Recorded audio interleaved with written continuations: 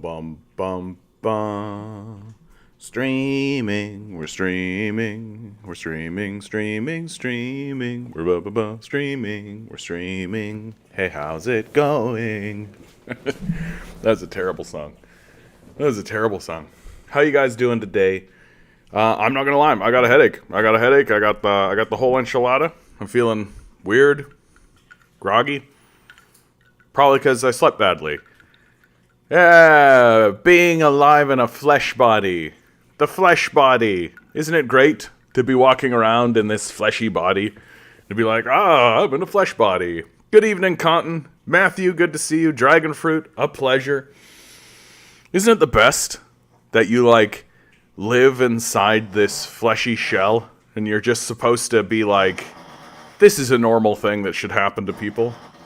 Hold on, my dog's in a crisis. Little crisis, speaking of flesh cells, or blah, blah, blah, blah. 1 second. I know, Milo. I know. That's because you're working it, dude. You don't need to work it. Okay. You good? Little fatty? Little guy. He's so silly. He actually could get himself out of this thing. He gets caught in this, reverse sneezing thing, where he's like... And he could totally get himself out of it. Mikhail, good to see you. Sounds like a misfiring air conditioner. Yeah. So today, I'm going to break this into 3 parts. 3 larger parts. I'm trying to add a little bit of structure to this, because I know people come in and out of this stream, and I'm trying to get it so that there's more consistency, right? More consistency. And I think we're going to start with climate change, because there's a lot of climate change information that came out over this last week. Specifically about... You okay, Milo? You okay? Oh my god, sorry guys. Milo. Dude. That's what happens when you work this stuff. Are you good? Are you good? See, you can do it yourself. See, I didn't even do anything. You just did that yourself. Okay.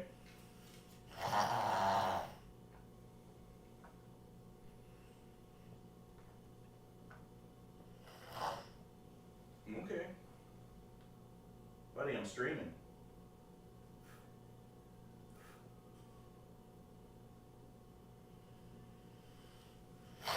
Okay.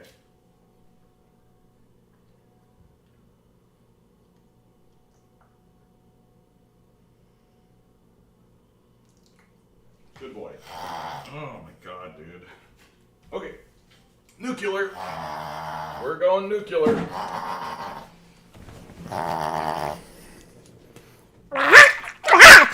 Yeah? You good? You good? This little guy right here. He's such a little weirdo. But I love him. Because he's my little weirdo. Isn't that right? We got little weirdos in our lives. Little weirdos everywhere. Weirdo. I know. Poor Snorty Pug. I know. Okay, buddy. It's so funny because he's like... Yeah, did he actually just speak? Yeah. He's picked up a couple of words.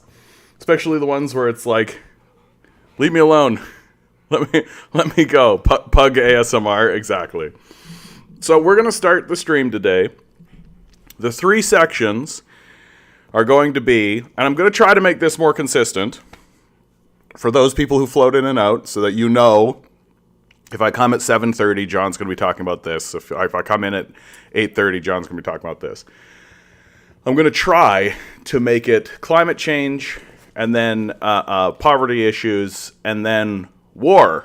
That's going to be the structure I think I'm going to lead towards, because it seems like those are the 3 stories that are just kind of always around and always persistent, and they're the 3 issues that I keep talking about over and over and over again, because I think that they are the 3 issues that actually matter to all of us. That, oh, what about Project 2025? Oh, Eric. I think joke landed. Can I be honest, Eric? Like, I think it landed. Like, I think we know. Like, these people are fascists. Like, I don't want to. Like, I think we got what we wanted out of it. Yeah, best advice, always take life with a grain of salt, a slice of lemon, and a shot of tequila. Exactly.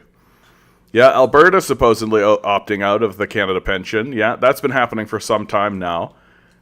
It will be a disaster for, I mean, the one of the fastest growing cohorts within homelessness and poverty is are boomers, right? And it's because the pension's not paying out, it's not working the way it's supposed to, because it's been defunded, right? Like, in America, where there are no systems, like, are we surprised at all? This is why I don't care to get too involved in intergenerational, like the whole, like, fuck the boomers kind of talk. I admit that I do it to a certain degree, but I prefer not to, because more and more, especially as I get older, I've come to see that the boomers have also been victimized by this system, that they were given a promise, right? And the system geared itself to facilitate and to deliver on that promise. And as long as it delivers on that promise, the boomers are attached to it. And many of them, I believe, many of them are so deep in the system, so deep in that structure, that the idea of changing that structure or moving it is terrifying for them. I think, and they're so committed that they can't do anything else. So even if a boomer admits and acknowledges that things have gone sideways and it's not working and it's certainly failing the younger generation and all of that kind of stuff, like, that they're of the opinion, it's like, well, I'm not going to threaten my own livelihood. I'm not going to threaten my own survivability over it, right? So it's that the system of capital has driven a wedge between us and exploits that wedge in order to protect itself. You know, Eric, I think the reality of it with the Project 2025 thing is that at the beginning it was fine, but then honestly reading through it, it became a policy document.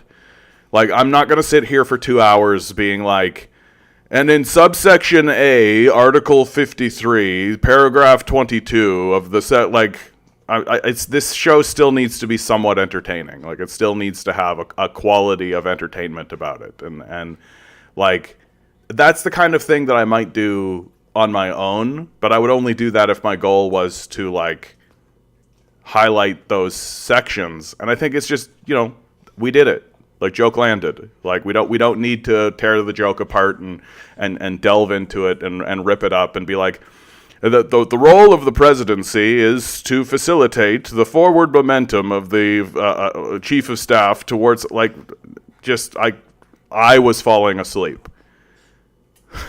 Like, I was falling asleep. Like, and I was the one reading it. So it's just like, no thanks. Like, no thanks. Like, I think we did it. We got it. Reading the forward was enough. Like, these guys are nuts. Like, they're nuts, right? For God's sakes, like, we can show how nuts they are right away by, like, here we are, Johnson from the Hill. Johnson brings pro-oil climate skeptical record to speakership.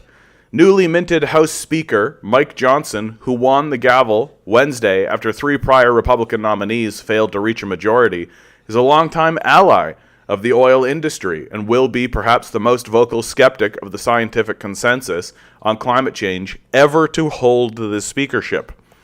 This, of course, is happening right at the same time. We have 15,000 scientists warn society could collapse this century in dire climate report. We are afraid of the uncharted territory that we have now entered. Scientists are warning that we are now in uncharted territory as a result of human-driven climate change is the new state of the climate.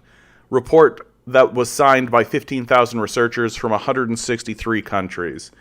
Researchers emphasized the current suffering caused by record-breaking climate extremes and raised alarms about the possibility of widespread societal and economic collapse in the future, while also decrying recent increases in subsidies to the fossil fuel industry, which is the primary driver of climate change.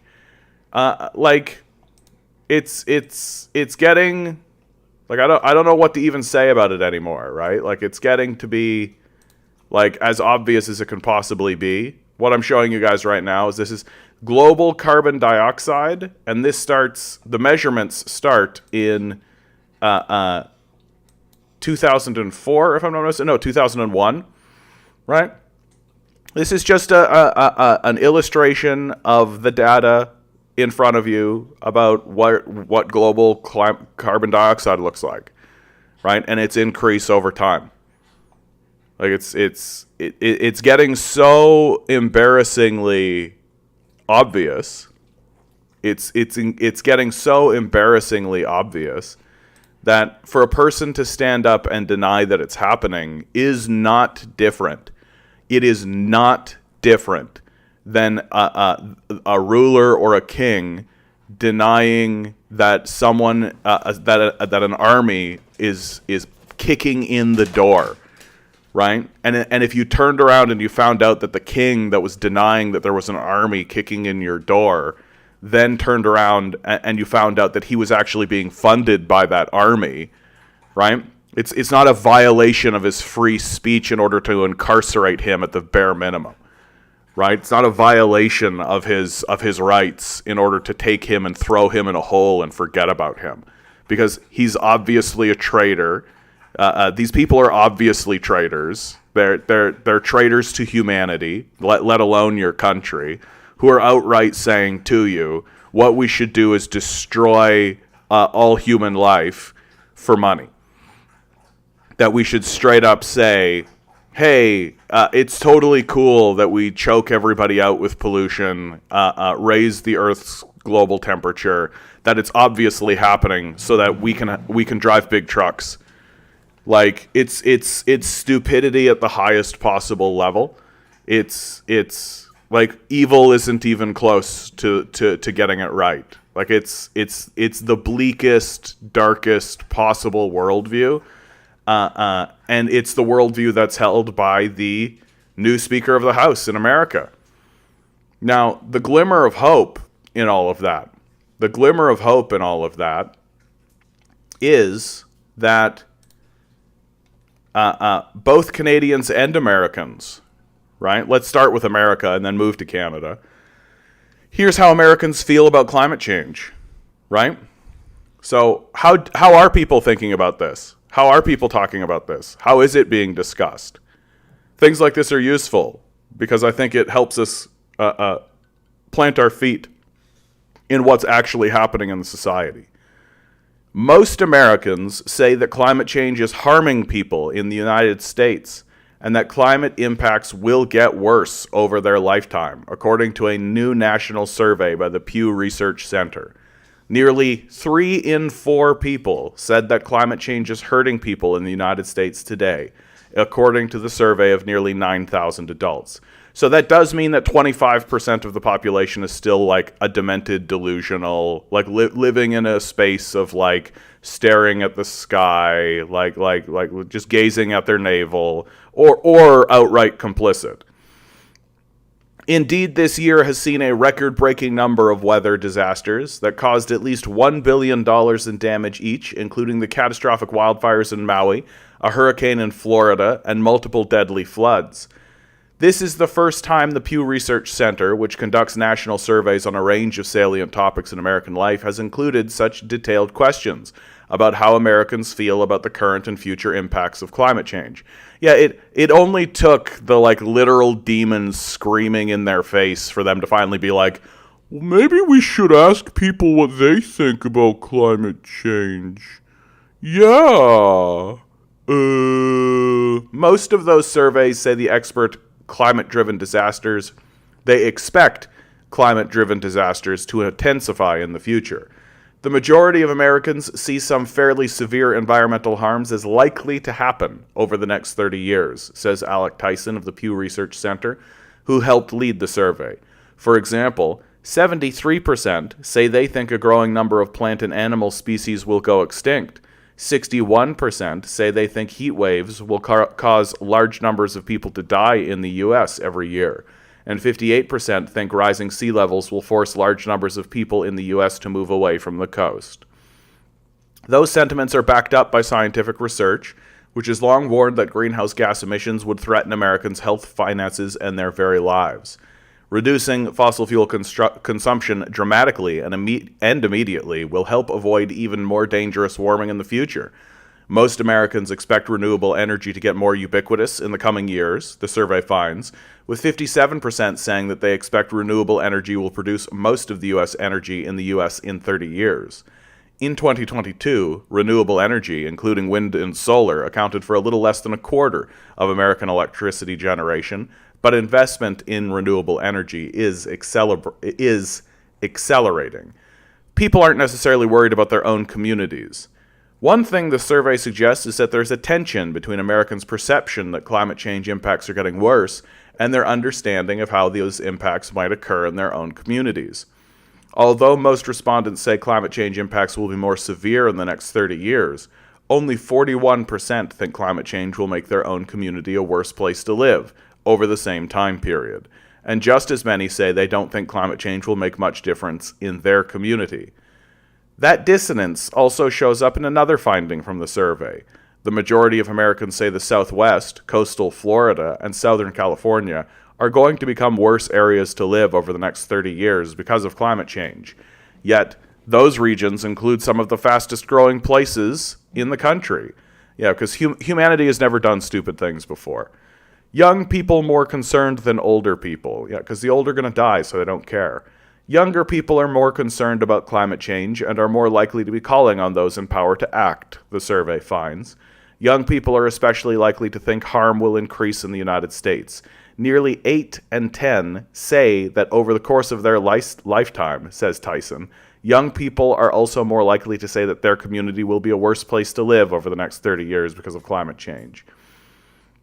That concern may spur young people to donate money to climate-related causes, contact elected officials about climate legislation, or attend a climate rally, the survey suggests.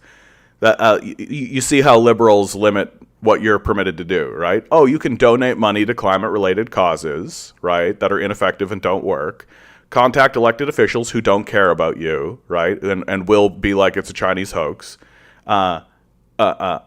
Or attend a climate rally, which gets promptly ignored. So that's the limit.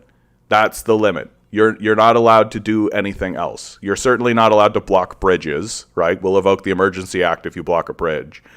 You're certainly not allowed to occupy areas. You're not allowed to prevent commerce from happening, right? You certainly couldn't go to the stock exchange and prevent trades from happening at the stock exchange.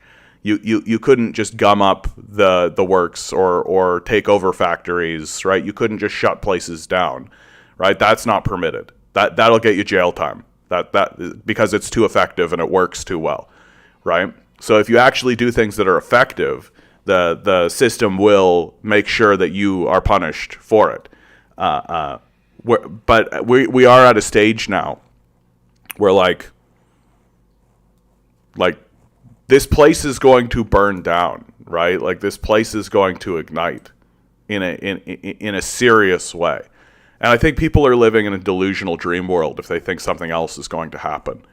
Like if you put a pot of water on a stove with the heat high, that pot of water will boil. And if you tell me it's not going to boil, then I no longer need to take you seriously as a person. And there's a lot of denialism going on, right? Like there's a lot of denialism going on. People are in such heavy denial that they actually believe that like it'll just cap out itself. That the heat will go up and it'll just cap out by itself, right? And it's just living in this kind of demented dream world where we don't actually need to confront the reality of what's happening in our lives.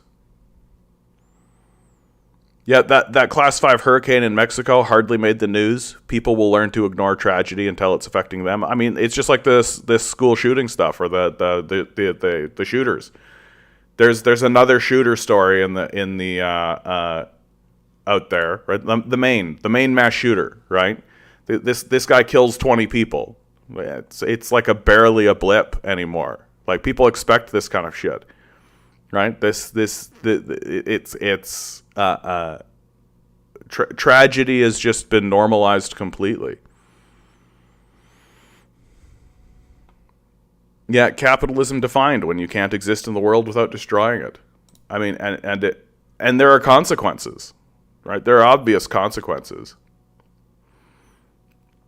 Methane says, I don't even need any evidence that the Earth is warming or whatever else to know that we're doing too much harm to our environment and want it to be done better, minimal, and sustainable. Yeah, but I mean, the power structure no longer responds to us, right? The power structure responds to itself exclusively. And it views the mass of the people as an externality, right? If millions of people die, okay, well, that's just the cost of doing business. Like, it's like World War II. Like, millions of people died over World War II, but the capitalists, their investments were secure. So it was worth it, right? We were the great victors. Press the like button to win. Thank you, Oddity. I appreciate that. I miss 90s Kentucky climate. 4 actual discernible seasons instead of weird season soup that becomes brutally hot way too quickly. Yeah, and I mean, that's the other side of it.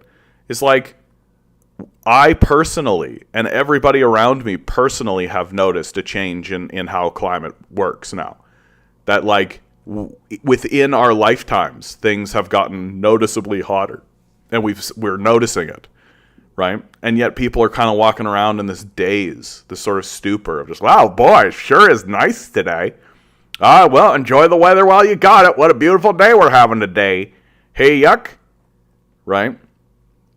Which just flows into the thing that I've been saying. Like, there is no... Even the weather has become a controversial subject. That everything has controversy now. You can't talk about anything any longer without it being just laced with this overwhelming controversy. And that includes the most banal shit you've ever talked about in your life. The weather. You're no longer allowed to talk about the weather without it having this tinge, right? And yet we're all still going to work. Yeah, now Israel says Hamas was planning to use chemical weapons. I'm sure. Like, Hamas will say whatever. Hamas will say whatever it wants. Or, sorry, Israel will say whatever it wants. Turns out genocidal regimes are also liars. Like, who knew? Eric writes, John, did you see the video that I posted in the Discord where the German police, I assume, you use a painful wrist lock technique to remove climate protests? Yeah, like, that police exist to protect capital, right? Like, they are the thugs of the imperial state. And if people gather en masse in order to protest, like, that king who is denying the existence of the army kicking in the door, well, in front of him is an armed guard, right? And that armed guard exists so that the peasantry won't simply depose him while he allows an army to kick in the door that he is personally funding in order to do it. Like, this is the situation that we actually find ourselves in. That the ruling class is actively funding an army to kick in your door that is going to openly slaughter you. And we're all being told it isn't happening. Or if it is happening, there's no plan to defund that army. Right? But think of the economy. Like, we make so much military gear for that army. Right? We're making so many helmets and swords and so much military equipment. We grow food. Our entire economy is based on the idea that we're funding that army that's kicking in the door to come and slaughter us all. Like, that's what's actually happening. And it's lunacy. Right? Like, every single day. Like, this is what you do. It's so fucking stupid. You gotta laugh at it. Like, you do. You gotta laugh at how stupid this is. Every single day, right? You wake up. You personally wake up. You have a miserable morning, having a shit and a shower and just getting your bleary ass out of bed. so that you can get into a fucking car, drive for an hour to a place that you hate, to do a job that is likely pointless. But if it does have a point, it's to generate income and to generate wealth for a ruling class, right? That is then using that money in order to fund a system that is actively going to murder you. Like, you are working for your own death. That's literally what you're doing.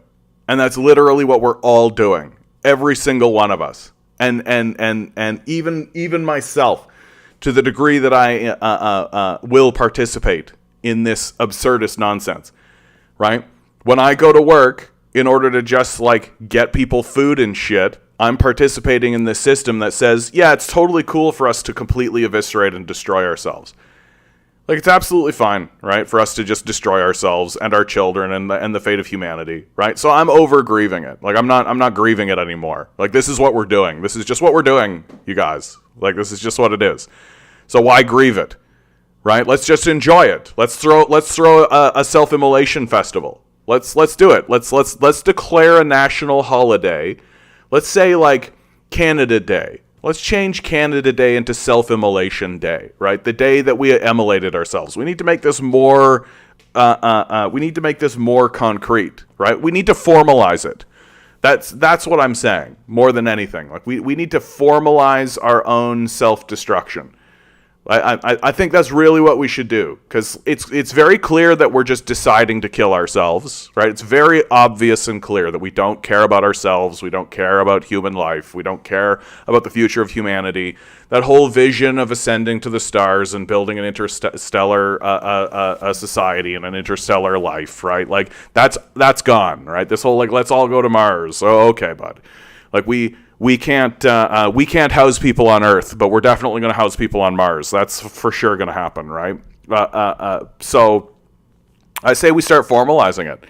Like, I think that we should have, like, a national Death to Humanity Day, right? And we should just be like, hey, today is the day that we all celebrate that we're burning all of this fossil fuel.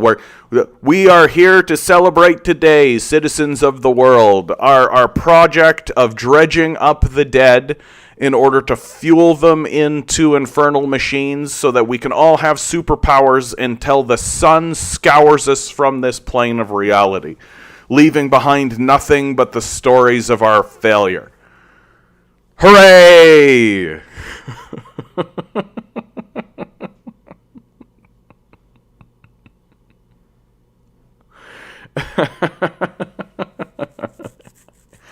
Like, because and this is what's so stupid. Like, this is the stupidest part about the whole thing, is that, like, it'd be so easy to not do it.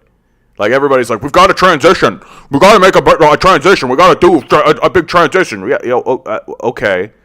Right? And then you get talking to them about, like, what's the transition? The transition that they want is, how do I keep driving my big truck? I want to drive my big truck around so everybody knows I'm a big man with a big truck. Big trucks. That's what I want, big trucks. How about no to that? Like, how about just no big truck? No, I got a big truck. That's my right. As a citizen of Canada, I got freedom to drive a big truck. Or, crazy thought, here's the idea. You stay home, right? How about everybody just stays home, right? We create something along the lines of a basic income. The degree to which we need to continue fossil fuels should be linked directly to the degree that which we need food production, right? We distribute that food into the public. We have everybody working in the agricultural industry to the degree that they have to, and then hold the phone, wait a minute, everybody just chills the fuck out. How about that? How about that? Like, we literally could just go into stasis, stop polluting. If Taylor Swift shoots her fucking private jet into the sky, when she lands, we take her and put her in a jail cell. When Jeff Bezos shoots his dumb rocket at space, When he lands, we go and grab him and put him in a jail cell. Stop polluting. Like, literally defund the military.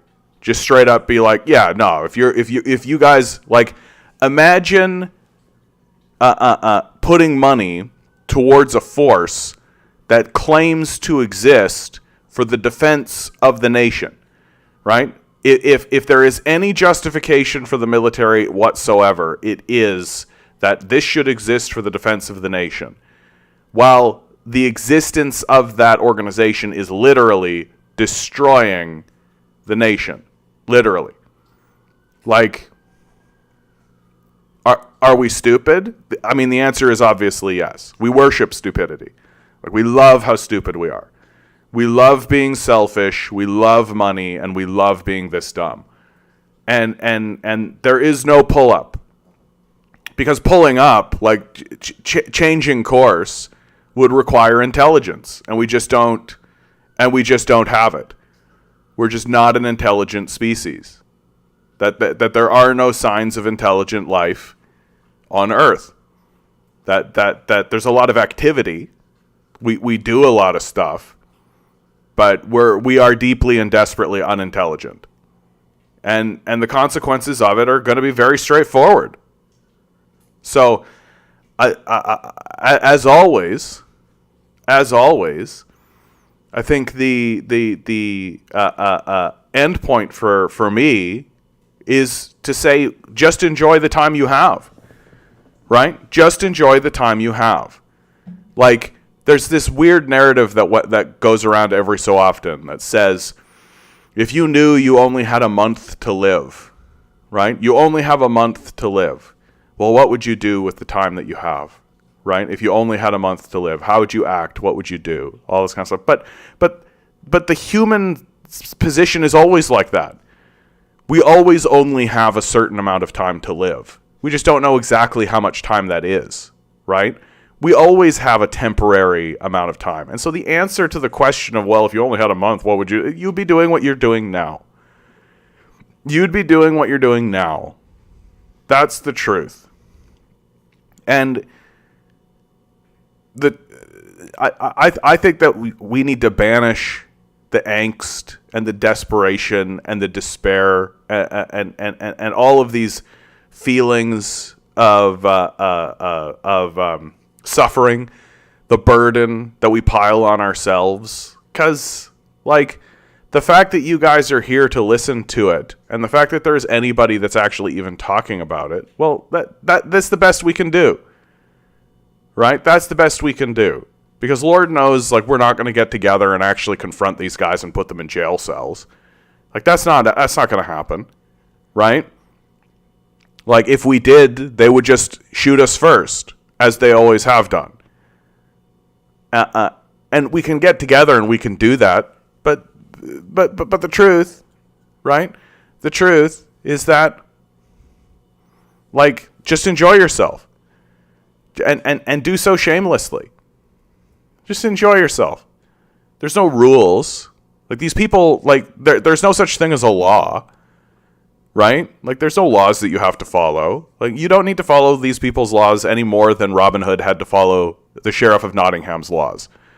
Like, you don't need to follow these laws any more than Luke Skywalker had to follow Darth Vader's laws. Like, they're not laws, they're just threats. And so, just live your life. Just live your life and try to have some laughs. Right? Just enjoy yourself as best as you can. Because Lord knows that's what the deniers are doing. Like, Lord knows that's what all these fools are doing. Right? And, like, we're going to see, and one of the things that I am trying to do with all of this is to prepare people, right? To prepare people, to prepare anybody who wants to listen, anybody who wants to hear, and to prepare myself. Like, we are, within our lifetimes, going to see wet bulb temperature that will kill thousands of people in a single event. Like, we are going to see these events. We're going to see these moments where the temperature is going to spike, where crop yields will fail, where rivers will dry up. Like, we're going to see it. Like it's coming and it's going to happen. And we can get into a state of catatonic stasis when it happens, or we can get ourselves prepared for it so that when it happens, we go, yeah, we know. Like we've known all along. Yeah, this is what we've done this whole time. I don't know why everybody's surprised, because that's going to be the best part. that's going to be the best part. That's going to be the best part, is walking around in the society while everybody's going, oh, and I'm going to be like, like, we've known about this all along. This is not new, right? You're just catching up. Oh, okay. Mikhail writes, just trying to enjoy the time before the shoe drops on you. But that shoe is always going to drop, Mikhail. Right? You gotta get right with your position as a human. That shoe is always going to drop. Right? It's just climate change introduces a new type of shoe. It just changes the color of the shoe. Makes the shoe a little broader. Makes it that instead of it's a personal event that happens to you, it's going to happen to a lot of people all at once. Right? So like death is part of the human condition. It's part of our existence. It's part of our reality. And the faster you get right with that, the faster you get to that place of just like, yeah, okay, got it. Check. Right? Understood. Like, I remember one time I was sitting in a chair and I was just overwhelmed with that kind of sense of dread of my own mortality, as one does, right? And I just said to myself, yeah, okay, great. Like, perfect. Yes, I'm going to die. Wonderful. Got anything else for me? Like, is there anything better going on than just sitting there dreading my inevitable death? And it was like my consciousness when I said that. It was like my consciousness was like, yeah, I mean, yeah, like there's other stuff going on, I guess. Let's talk about that, I guess. Because you can get hyper-focused on it.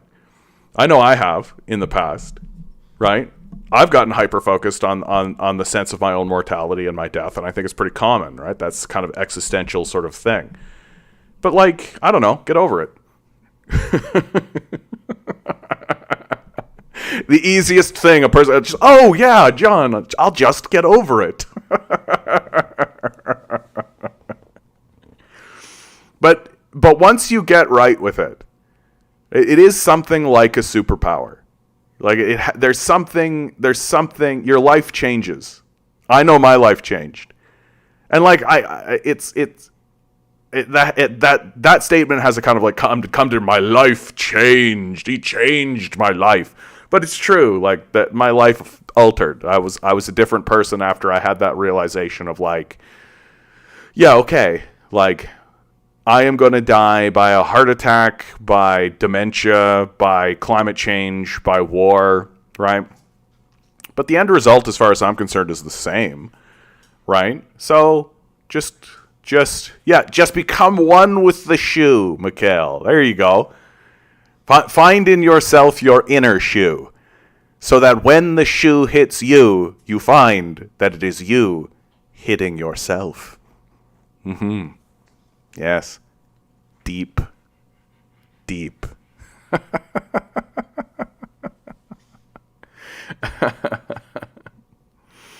And just like, I have definitely talked to people who are carrying around climate change concern as with a massive burden. They're holding on to it like a burden, like it's an enormous burden, and they're carrying it around like a personal weight. They're really internalizing that. Well, what are you doing? What are you doing about it? And the truth is that you can only do so much, right? You are not that influential or strong or powerful in the conversation, right? You're not, and nor am I, right? So you can only do so much.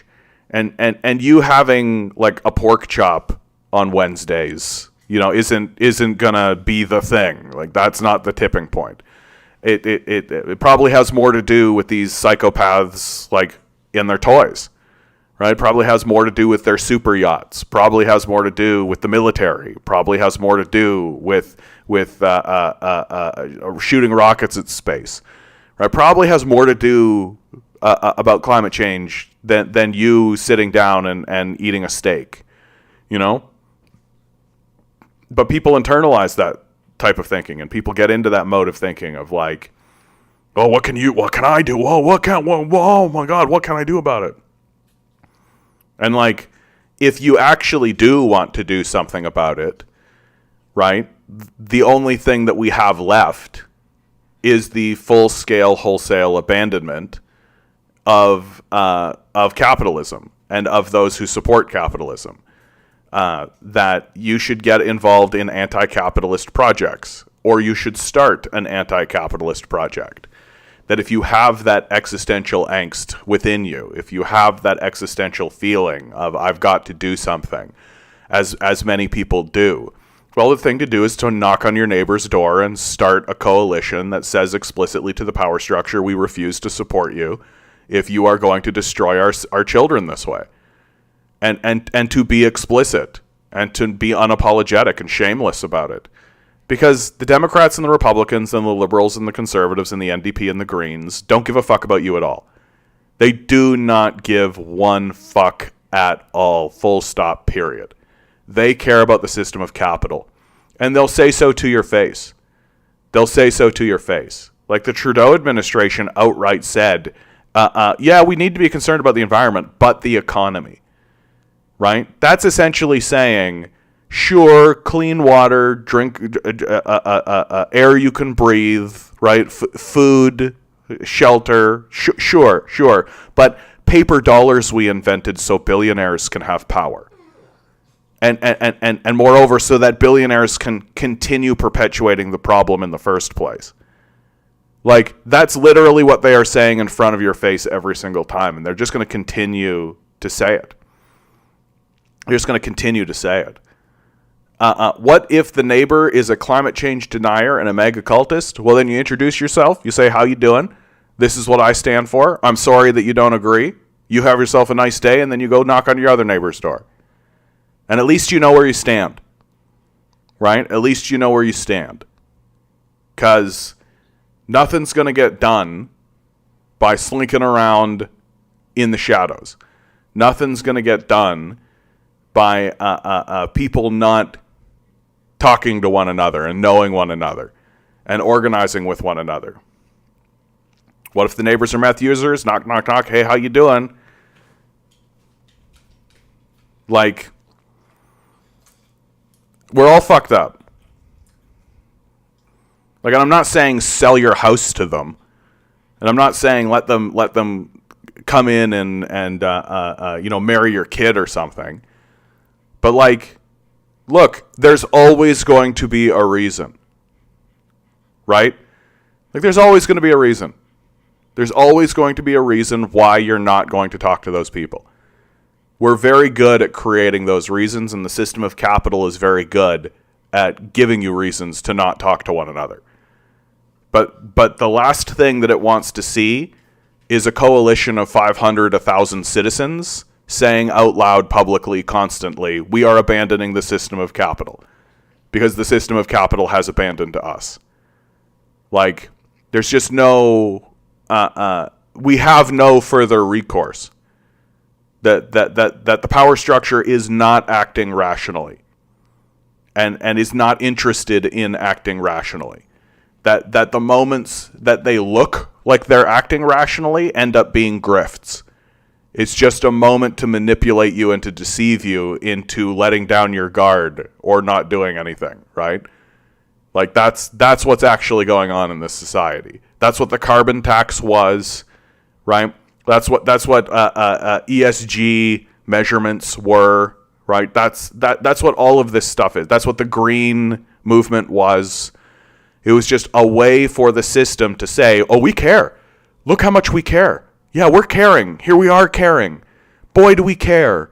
Don't organize against us. Don't create coalitions that abandon us. Keep buying our products. Look, it's green. It's good for you.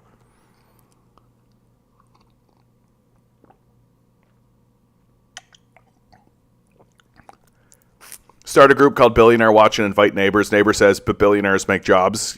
Yeah, like, that doesn't mean you shouldn't do it. Like, at least you know who not to trust, right? I like that idea. That, by the way, the Billionaire Watch. I'm hoping that we get to see a billionaire die again soon. Don't you guys hope that happens soon? We had those billionaires that got killed in like that, like in like a mass murder kind of situation, which looked like a hit, right? Then we had the billionaire that killed himself in a car crash, right? Which was kind of fun. The submarine one, oh yeah, dude. Like one of the great pleasures that I'm absolutely going to take going into the future is just watching these guys pop off. That's going to be great.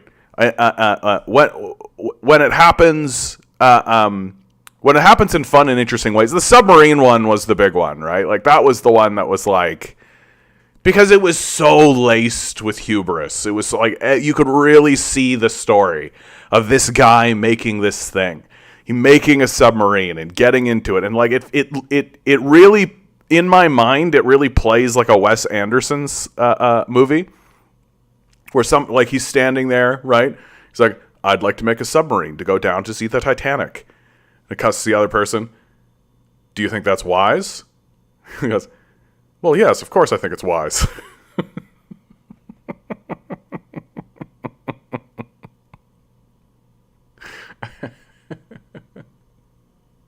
And just the steady process of him making it, all the stupid, dumb decisions, using a Logitech remote control, like all of this kind of stuff. Father, I don't think it's wise to go down to see the Titanic. Well, I've worked very hard on this project, and I would like that you would join me. Father, I would like to tell you, I don't think it's wise for us to go down and see the Titanic in the submarine that you've built. Well, it's perfectly safe. Do you not trust me?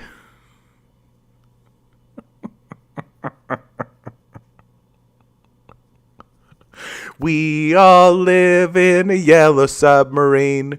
Yellow submarine. Yellow submarine. We all...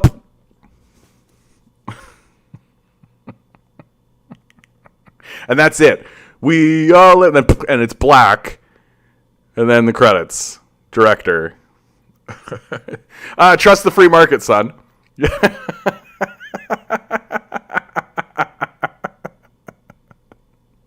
Yeah. Do you not trust the free market, son? Son, we have to put our faith in the invisible hand of the free market.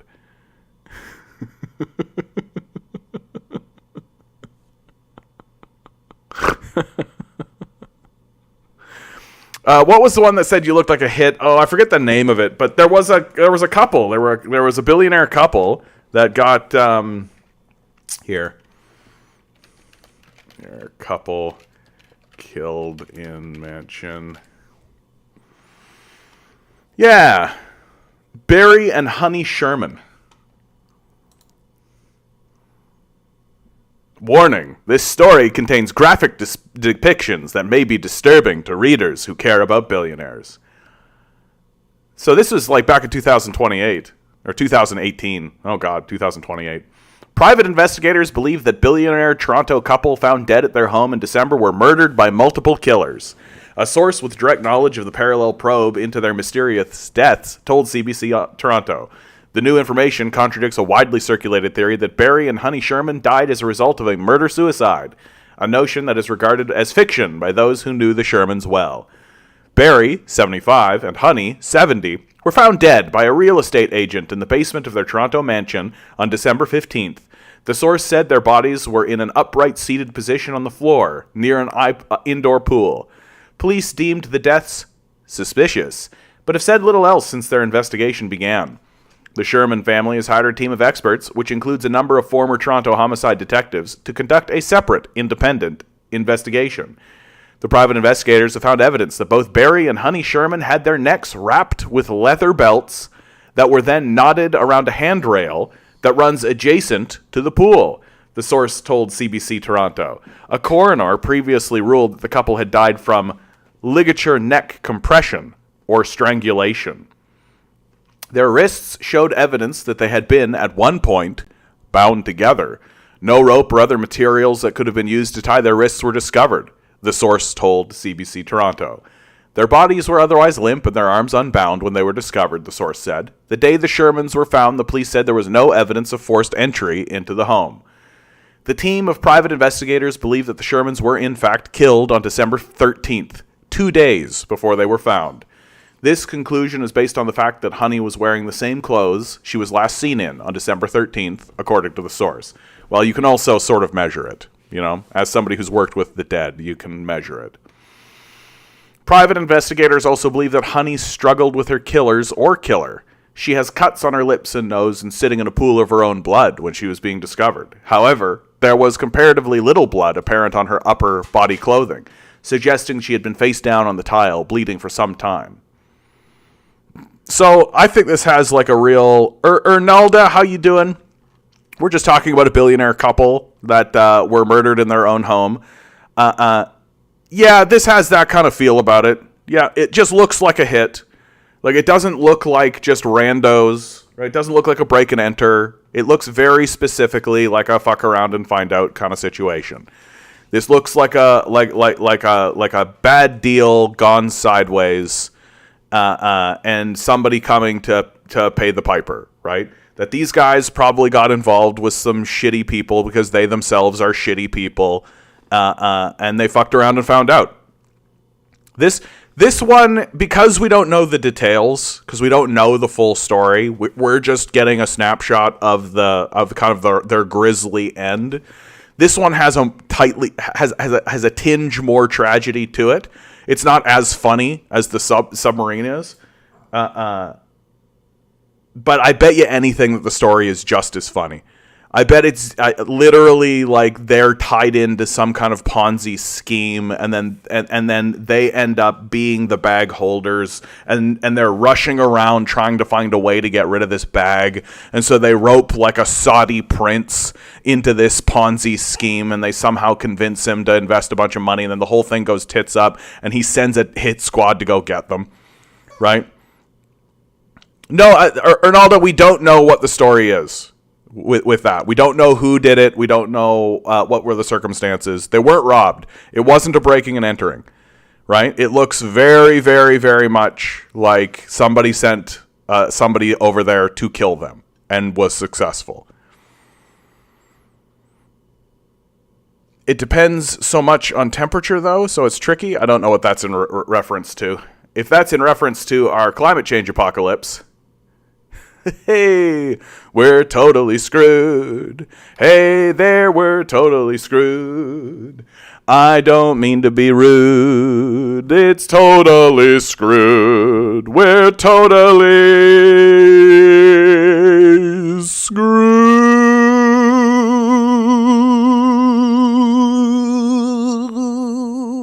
That's why I have literally no sympathy for these billionaires, right? If even 10 of these guys got together and were like, we should probably just solve this one, right? They could. Like, there are things that can be done. And people with the wealth of like Jeff Bezos and Elon Musk and Warren Buffett and Bill Gates and Mark Zuckerberg and David Thompson, like, get into a room and figure it out. Right? This is why I don't really buy into, like, the Illuminati planning world events and resolving the guy. Like, I'm sure that the billionaires get into a room together and discuss how to exploit the working class. Like, I'm sure that exists, right? But the idea that they're, like, planning world events and all of this, like, these guys are obviously dimwits. Like, they're obviously dim-witted morons who we've just ceded the leadership to.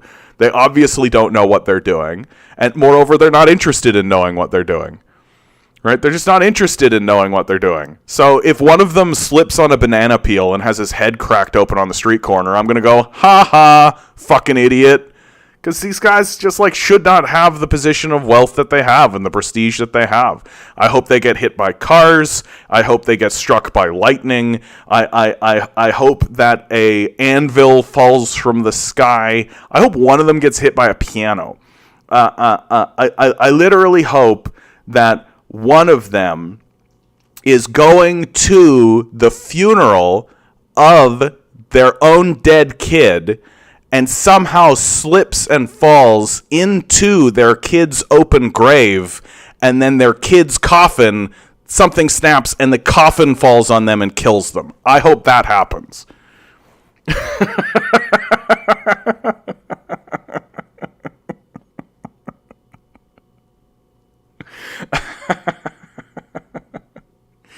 Yeah, very precise. Yeah, it's funnier if it gets precise. The more precise you can make the death, the funnier it is.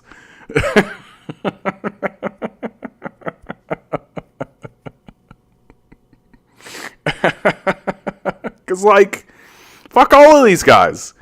Like, fuck all these guys. Elon Musk is the perfect example. Literally born a billionaire because his dad was a slaver in apartheid South Africa with emerald mines. Like, just straight up born a billionaire, and everybody's like, he works so hard. He's the CEO of 5 companies. That doesn't indicate that CEOs are worthless. That indicates that he's a hard worker.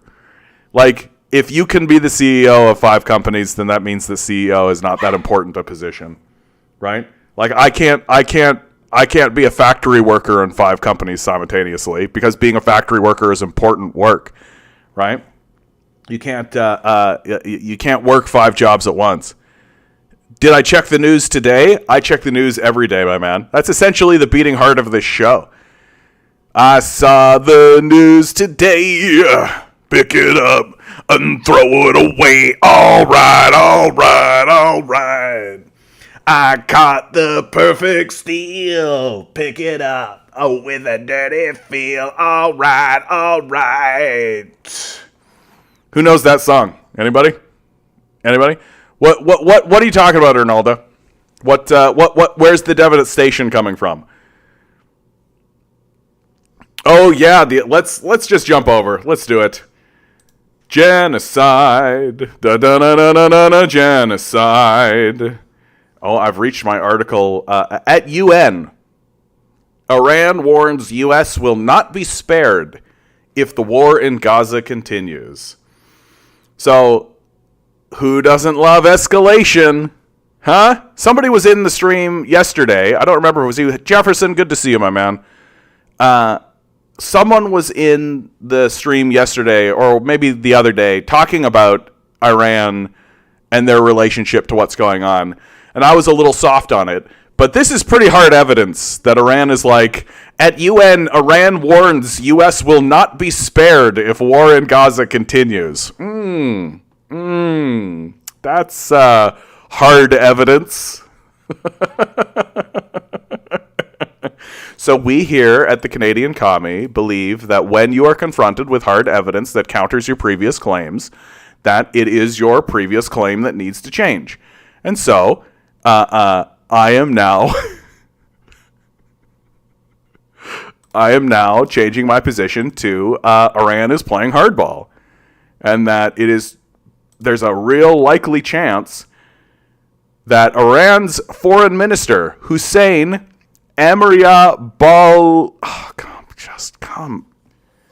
like, my name's John Sanderson, you know? But I'm sure that the Iranians are like, yeah, his name is the John Sanderson of Iran. And I'm just like, fair point. I'm from Manitoba, man. This kind of stuff. Iran's foreign minister, Hussein Amir Abdollahian. Okay,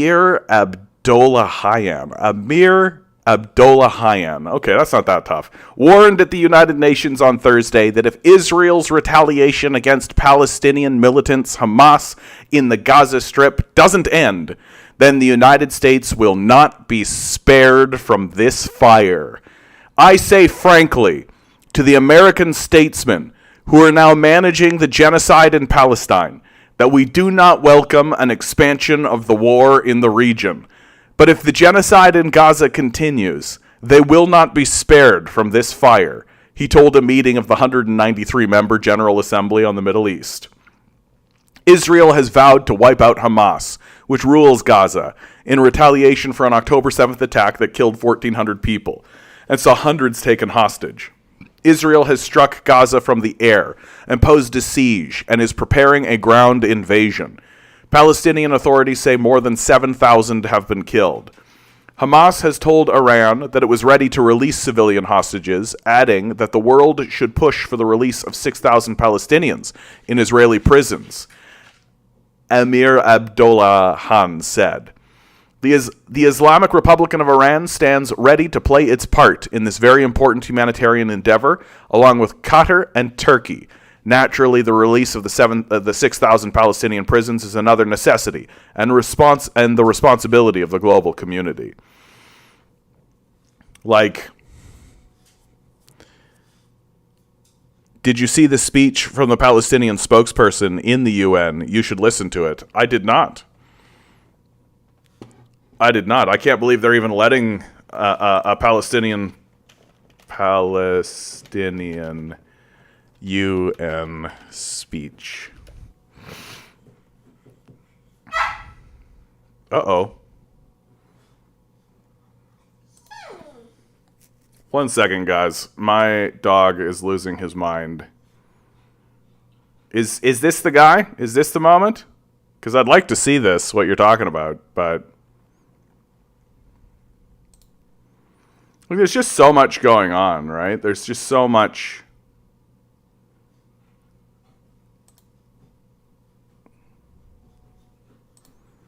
Oh, I can skip the video. 3, 2, 1. The issue I have with showing videos is, of course, that YouTube censors my stuff all the time. Like, almost every single time. So this is like a half-hour long thing. So I'm not going to play this, but I'll definitely put that on the back burner round. Thank you so much. The issue I have, of course, the issue I've been confronted with again and again is when I play clips and when I play stuff on this show, like I've literally had my stream shut down midstream. So it's just like I just don't show video as policy. Yeah, American bases have seen an uptick in attacks in Iraq and Syria. Yeah, I imagine that they have. Like if I was a kid, right? Like the war on terror starts in 2001, right? So if I'm born 2001, I'm like 25 now, right? And if I'm living in this sort of perpetual state of warfare, like I'm not immune to propaganda as well. That the Americans are spreading out their propaganda throughout the Middle East as well, in order to find compliance, in order to make sure that young people in these areas are at least neutral. That they don't mobilize or they don't do something in order to actually fight back, right? And because as we have known over and over again, or we've seen over and over again on this channel, neutrality is siding with the oppressor. And so the goal of the empire has been to keep people neutral, right? Just don't fight and you'll be fine. Well, what's going on in Gaza right now has got to be inflaming. Like, it's got to be inflaming. Like, if I was sitting here right now, like just me, right? And I don't need to imagine this.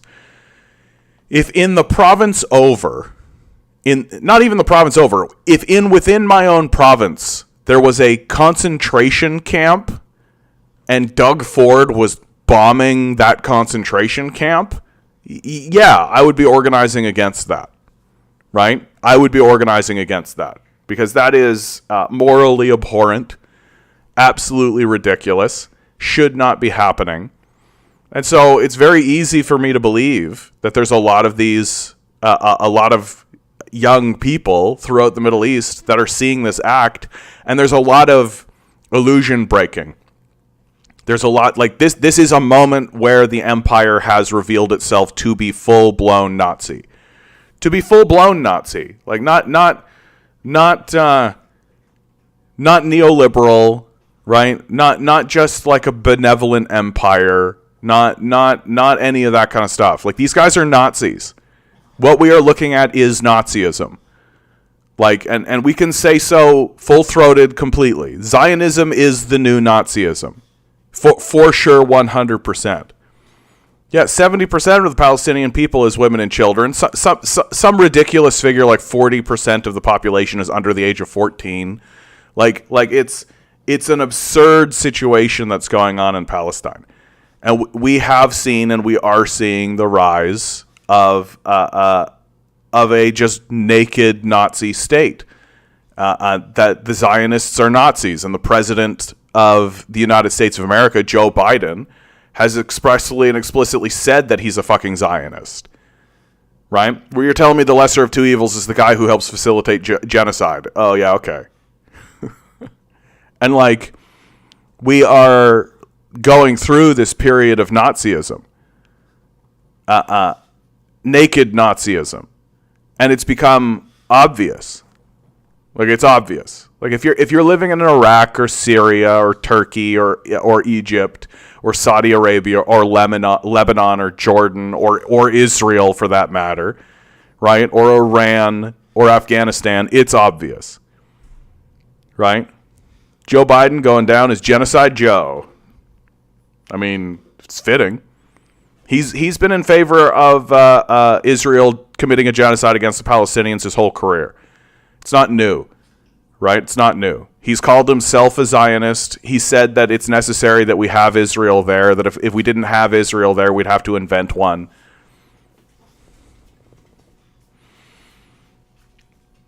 Resist colonizers. Good to see you, my man. What up, comrade? Just been blocking a main road outside the Israeli embassy in Quinto Libre, Palestina. Yeah, good. Good for you, my man. Like, good for you. Because, like, there's... like, the strategy of the Empire at this stage in the game is very clear, in my view, which is to finish the project completely, right? That public opinion is beginning to turn against the Empire on this issue. That the younger you are, the less favorable you see Israel in this conflict. And that the old guard is dying off, and what's going to remain are these younger people who see this for the genocide that it is. And public opinion is steadily turning against the Empire on this issue. And so the strategy of the Empire is to ramp up the genocide, because their goal is to make it so that when the youth take power, when the youth come in and take power, they can just go, there's nobody to save. There's nobody here to have a two-state solution. There's nobody here. They're gone. They've been eliminated. They've been eradicated, right? And oh, it happened so long ago. We just get over it, Jack, right? And so that's the strategy of the Empire, near as I can tell. That said, of course, it is worth pointing out that the Biden administration is capable of being swayed by international and internal forces. Biden administration pushes for a humanitarian pause in Israel's military campaign in Gaza, right? So to allow some people to flee the region before they continue their extermination campaign, before they continue cleansing the place. Like, they are going to level every building there. They're going to turn the place into rubble. Like, that's what they are going to do, and that's their plan. And so this is completely, and of course, humanitarian pause is a very specific phrase, right? Because it's not ceasefire, it's not end the conflict. It's hold on a moment so that the women and children can get out of the building, right? We're going to blow the building up. Like, that's happening. But let's hold on a minute so that women and children can get out of the building and run, right? We might be Nazis, but we're not monsters. Like, this is the kind of thinking that's going on right now. And if you want to call it thinking. And the goal here from the Empire really is just to completely rubbleize the place. And now they're committing to sending ground troops. That was the moment when I really committed to this idea that, yep, they're purging this place. This is now a cleansing. That without a doubt. They're going to go in there with flamethrowers.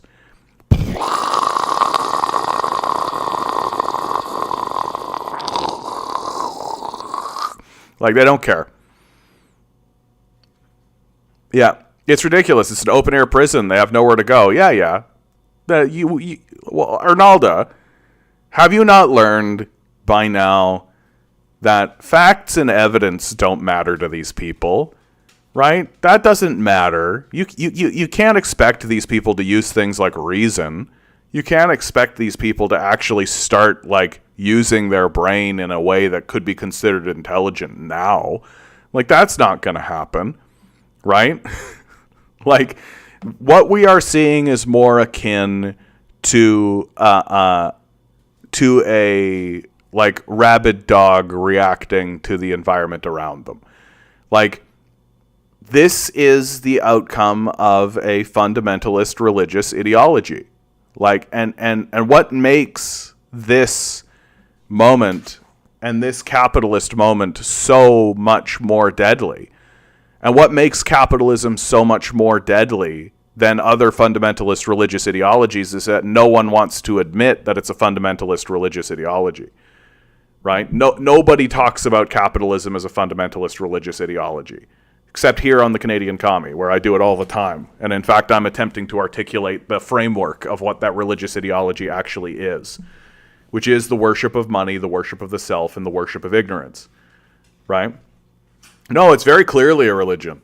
Capitalism is very clearly a religious ideology. Like, it's not a natural, it's not human nature, right? It's certainly not a science, right? It is very specifically a religious ideology, right? Unless you're referring to it's not a religion being Zionism, right? Because I think that's true too, that the Zionists are just, but the Zionists are not not different from the Nazis, right? No, of course it's not categorized as a religion. Why would the capitalists ever want to categorize their religion as a religion, right? They want to convince you that it's human nature. They want to convince you that it's an inevitable part of the condition of humanity. They want you to exist in what's called capitalist realism. They don't want you to actually think that this is a series of ideological choices. They don't want you to actually think that these are ideological decisions that we are actually making together. And if we are making those decisions ideologically, then we can change our minds, right? No, they want you to think of it more like evolution. They want you to think that it's just part of the human condition. And just because it's not categorized as a religion doesn't mean anything, because it is a religion. Like, it's not a science. It's not a natural force, right? And any more than the monarchy was a natural force. So if it's not a science, and if it's not a natural force of our human nature, then what can it be? And what is it? Right? And when you actually admit that it can't be those other things, then the process of elimination says that the only thing that it can be is a religion. Well, and if it is a religion, then what does that religion stand for? What's its structure? How does it operate? What does it do? Because it's not sustaining itself through it doesn't sustain itself through scientific reasoning. It doesn't sustain itself, and it doesn't justify itself through any other process except ideologically, right? Like, but I earned it is a religious ideology. It's not a statement of fact. It's not a statement of scientific truth. It's just this justification that says, I got in line so I was able to buy all the tickets first and then raise the prices like a ticket scalper should, and I earned it. And we all go, but he earned it. Because we're all indoctrinated in this fucking cult. I don't believe that we can choose without information, and if you don't take in information, if you think you are right, when you are wrong, it feels the same as being right. Okay. Like, right. That's why it's so important for people to believe that the system of capital is just natural, normal, unavoidable, inevitable, right? Capitalist realism. That the best you can ever do is unionize. The best you can ever do is sort of gently reform it, But it's just natural that a small group of billionaires own everything while everybody else does the work. That's natural and normal, right?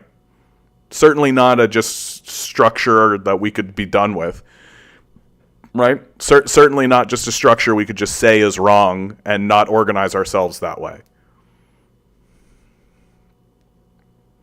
Some of the original Zionists trained the fascist Italian Navy during World War II, yeah. Well, I mean, the IDF trains our troops. Right, the IDF comes over here and trains Canadian troops, and we train the IDF, right? So there's an incestuous thing that goes on between us. Tinker says Norman Finkelstein has described the October 7th attack as a slave rebellion or jailbreak, similar to the Warsaw Ghetto uprising. Yeah, I think that's a pretty good analogy, right? Like, that's a pretty good analogy. And I've heard the Warsaw Ghetto analogy before. And, I mean, this is the moment where, like, if you are still standing there being like, Israel has the right to self-determine, like, okay, so we know exactly what you would be doing if the Nazis were around, right? Like, this is what it is. Like if you've ever asked yourself that question, and people do ask this question, right? What would you have done if the Nazis were in power, right? Well, you know exactly what you would do, and you know exactly what you'd be doing. Because you're doing it right now, right? You're doing it right now. Eric, I saw a video today where they revealed 54% of Gaza has now been leveled, and only 13 Hamas leaders were killed, but like 5K people. There's something like a 95% fatality rate for civilians. Yeah, and that's by design. Like, that's on purpose. Jefferson says, even people who know nothing about Palestine and why what they're suffering is a genocide know that Israel and the U.S. are totally in the wrong. Yeah, I mean, I think that there is if you have been the victim, like the older generation, the boomers, are the ones that are still pounding this pulpit, right? This both sides kind of pulpit. And I think that they are just a victim of an indoctrination system and a propaganda system that they have. If you get told for 40 years that something is the case, then you're not going to be very open to a change of mind, right? Which is fundamentally why I think that death is a good thing, right? Like, I remember growing up, people had this real sense of like, why would a loving God create a system in which we grow old and die? And it's like, to get rid of you fucks. To get rid of you goddamn fucks who are sitting there being like, Israel has the right to self-determination. Israel has the right to self-determination. It's a both sides issue is what it is. Like, the forces of the universe are looking at that being like, yeah, we gotta get rid of that guy, don't you think? Like, don't you think? We probably need to, yeah. Let's not make these guys immortal.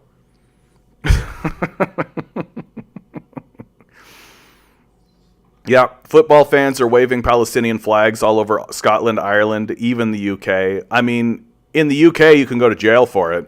Makes sense that it would be happening in Scotland and Ireland, given their history, right? Given, like, Scotland and Ireland are well aware of what the empire represents and what empire is, right? Especially the Irish. And so when they see the empire doing what the empire does in another place, they look at it and call it for what it is, right? Because their entire history is tied up in that narrative in the first place. Scotland and Ireland were the primary victims of the British Empire. Like, they were right on the doorstep of the empire. Mikhail Johnson, maybe a bit of fetish for empiricism. Well, I'm the one with the bag of money and you are not. I live in more comfort, therefore I must be doing something right. Yeah, of course. Like, look, if you worship money and you worship yourself and you worship your dad, right, and you worship ignorance, then, like, that self-justifies, right? That's part of the justification of the death cult. That my wealth justifies itself. I don't need to even entertain any kind of external moral system. I don't need to pay attention to anything outside of the reality. And it is a reality that I am just very rich. I have money. I have status, right? So who gives a shit if I got that because I enslaved a bunch of people, right? They should have just fought harder, right? It just like it is tied up in that kind of might makes right sort of social Darwinist thinking that a lot of these guys go for because it benefits their worldview. They don't need to actually think about maybe it's wrong. Like maybe there's something incorrect about the idea that my family has this much wealth. It can't possibly be that daddy was a genocidal slaver, right? It can't possibly be that daddy was doing something wrong. No, my daddy would never do anything like that. Everything he did was right and true, and these people are just lazy. Like, it's just worship. It's just shut off your brain, daddy worship, worship of the self, worship of money, and it self-justifies. It's self-reinforcing. I am right because I am rich, and I am rich because I am right. And that's all there is to it. That any thought about something outside of themselves or outside of their own system of thinking is just rejected. Even as the entire system turns against us, right? Yet the black slaves who used violence to rebel are just as bad as their slave masters. Yeah. They should have written a petition.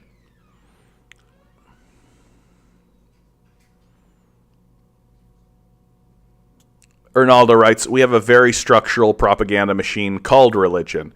It makes people docile and follows even if it hurts people. Yeah. Like, but I am extending, like capitalism is a religion in the same way that Catholicism was a religion or is a religion, right? And that the power, like once you recognize that money isn't real, right? Like once you recognize that money is just faith, that they're just faith tokens, right? That we all just exchange with one another based on articles of faith and loose social promises, right? Like once you get that money is worshipped as a god in and of itself, and that capitalists sacrifice everything in order to get more god bucks because they venerate money above clean water, right? That a penny for them matters more than your life. Like once you understand that dynamic exists, then the fact that capitalism is a religion completely crystallizes. Like it's a religious ideology, and it justifies itself as a religious ideology. And there are priests. There are people who go into the priesthood. They're called economists. And there's a reason why economists are not taught economics, why they're taught like the Fountain or some dumbass like Ayn Rand bullshit, right? It's the reason why they're constantly talking about Milton Friedman and all these other frauds and hacks, Thomas Sowell and all this bullshit, right? It's because it's a priesthood, and the priesthood needs to be sure to expel from its ranks any heretics, i.e., economists, right? People were actually willing to stand up and say, wait, there's actually a structure here. Like there's actually like an observable structure, and there's an observable thing that exists that we can talk about, right? And that's Marx, right? Marx said and pointed out just what the structure of the society looked like. And if you're a religious ideologue, i.e. an economist, right? If you're an economist, which is the new name for the priesthood here in America, if you're an economist, then you can't come to grips with reality. You can't discuss the science. Like, you can't actually talk about it. You've got to make sure that you stick to your religious ideology, pretend as though this is all human nature, ignore the scientific structural reality of what's actually going on around you, and espouse the religious ideology for the benefit of the system itself, right? You work for billionaires. You got to make sure the wealth of billionaires is protected.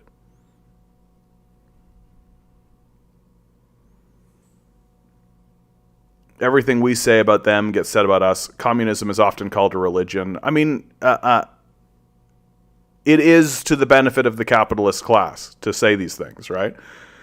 The difference is that communists actually have a science, right? Communists actually have, like, dialectical materialism, historical materialism is a scientific pursuit.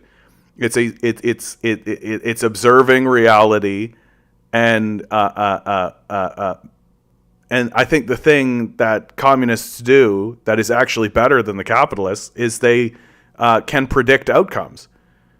Like, that to me is the major difference.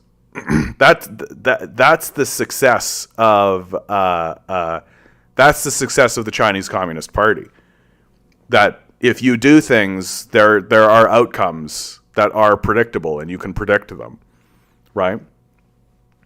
And, like, if you are unsure of it and run tests on it, and then you find that, if you find that it doesn't work the way you wanted it to, then you don't change reality, you change your formulas. And so and of course it benefits the capitalists. Like, it's a classic projection, right? It's a classic Goebbels thing. Accuse others for that which you are guilty of, right?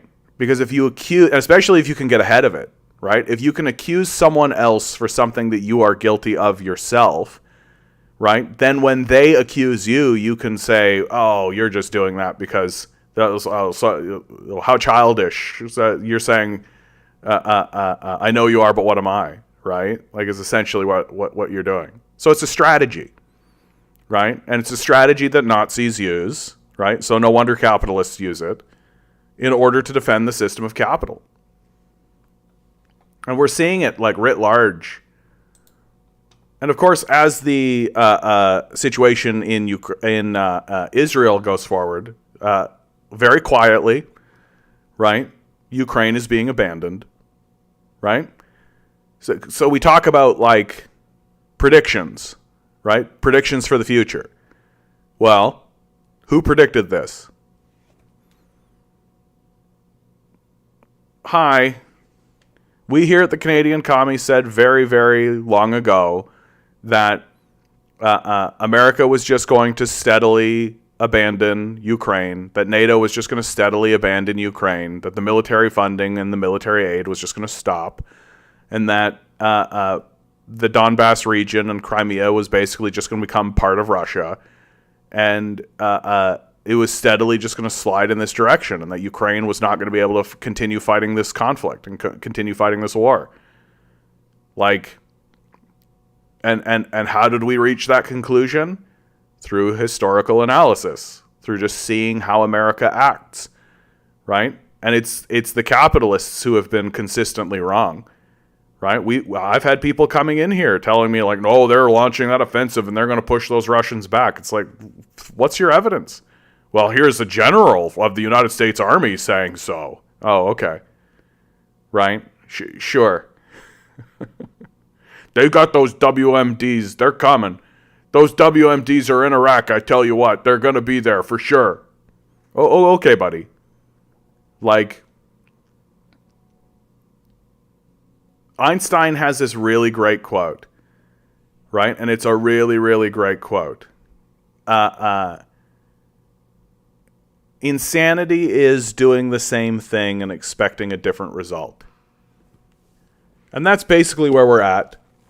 We're just doing the same thing and we're expecting a different result. Dude, Dogberry is like... That's like a niche in a niche. Holy cow. Shake.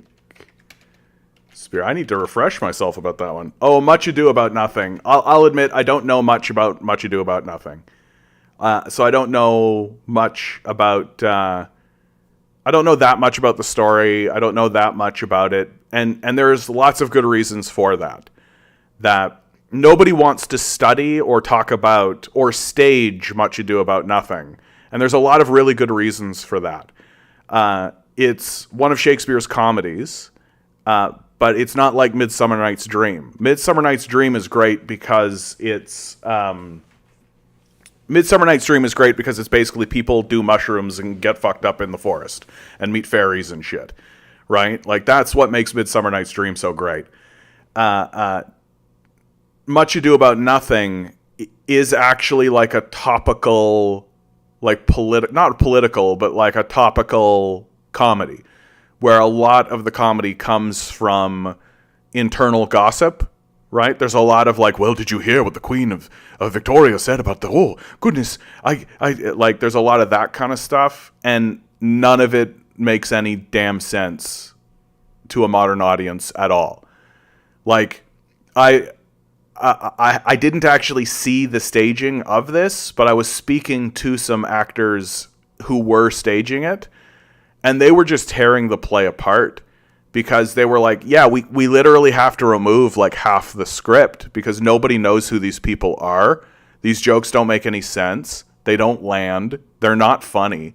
And so we're trying to make something that's good and interesting and entertaining, while simultaneously trying to, you know, kind of do honor to the original sort of script. And then the final problem with Much Ado About Nothing is that it was part 1 of 2, and we lost part 2. So even if you do successfully stage Much Ado About Nothing, oh no, sorry, no, that's false. I'm thinking about Love's Labor Lost. Love's Labor Lost was a sequel, and we've lost part 2.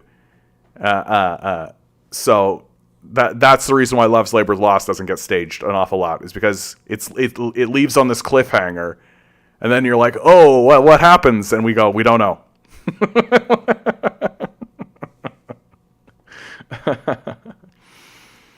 Conrad Dogberry was a kind of law-abiding, law-loving, low-middle-class asshole. He was super impressed with himself for having 2 gowns while everyone else had 1. Oh, yeah, you know, and I kind of see Dogberry in a lot of folks. There's another character like that in the play Twelfth Night.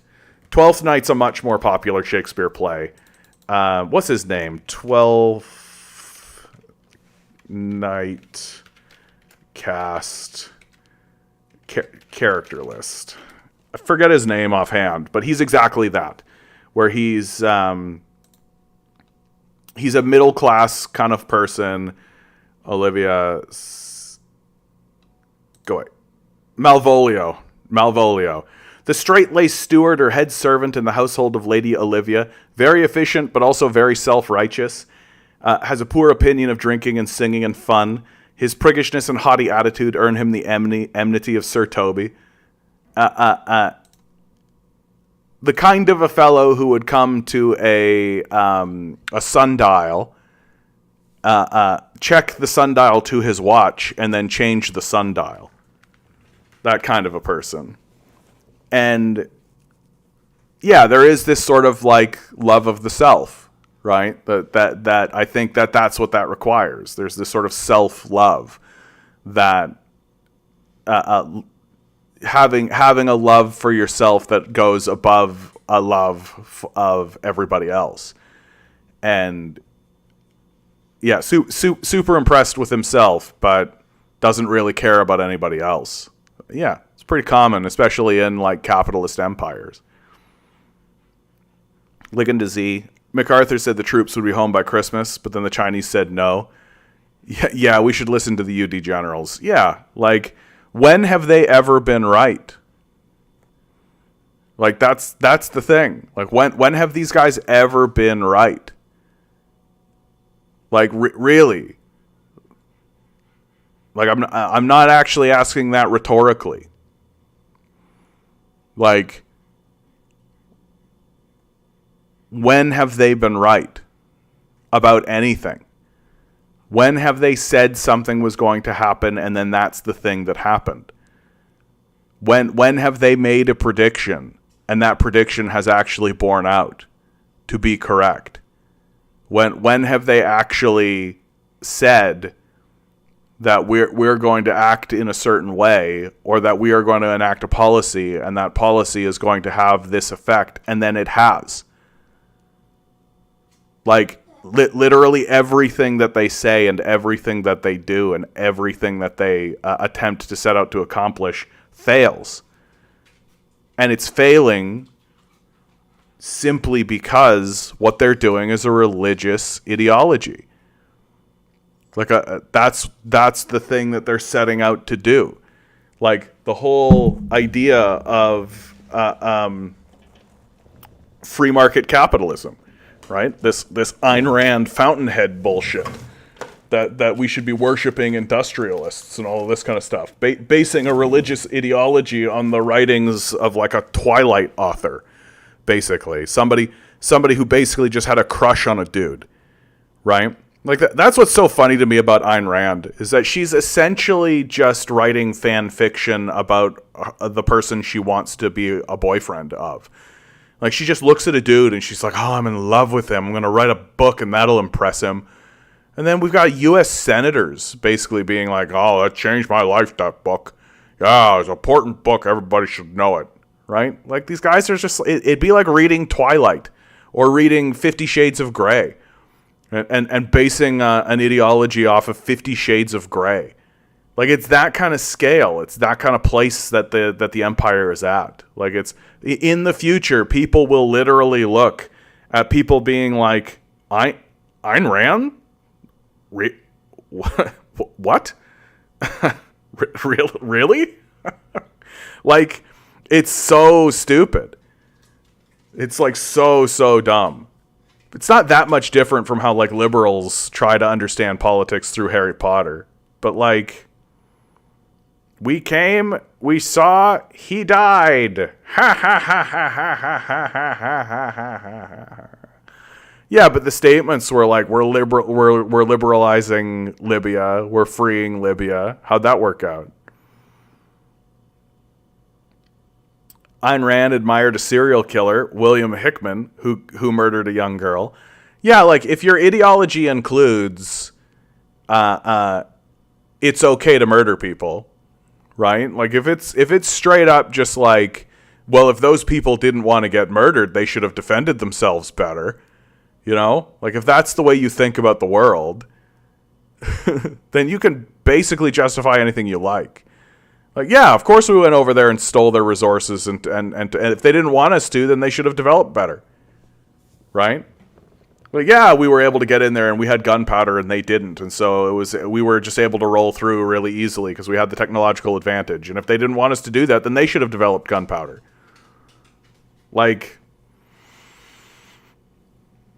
speaking of incredibly bleak shit.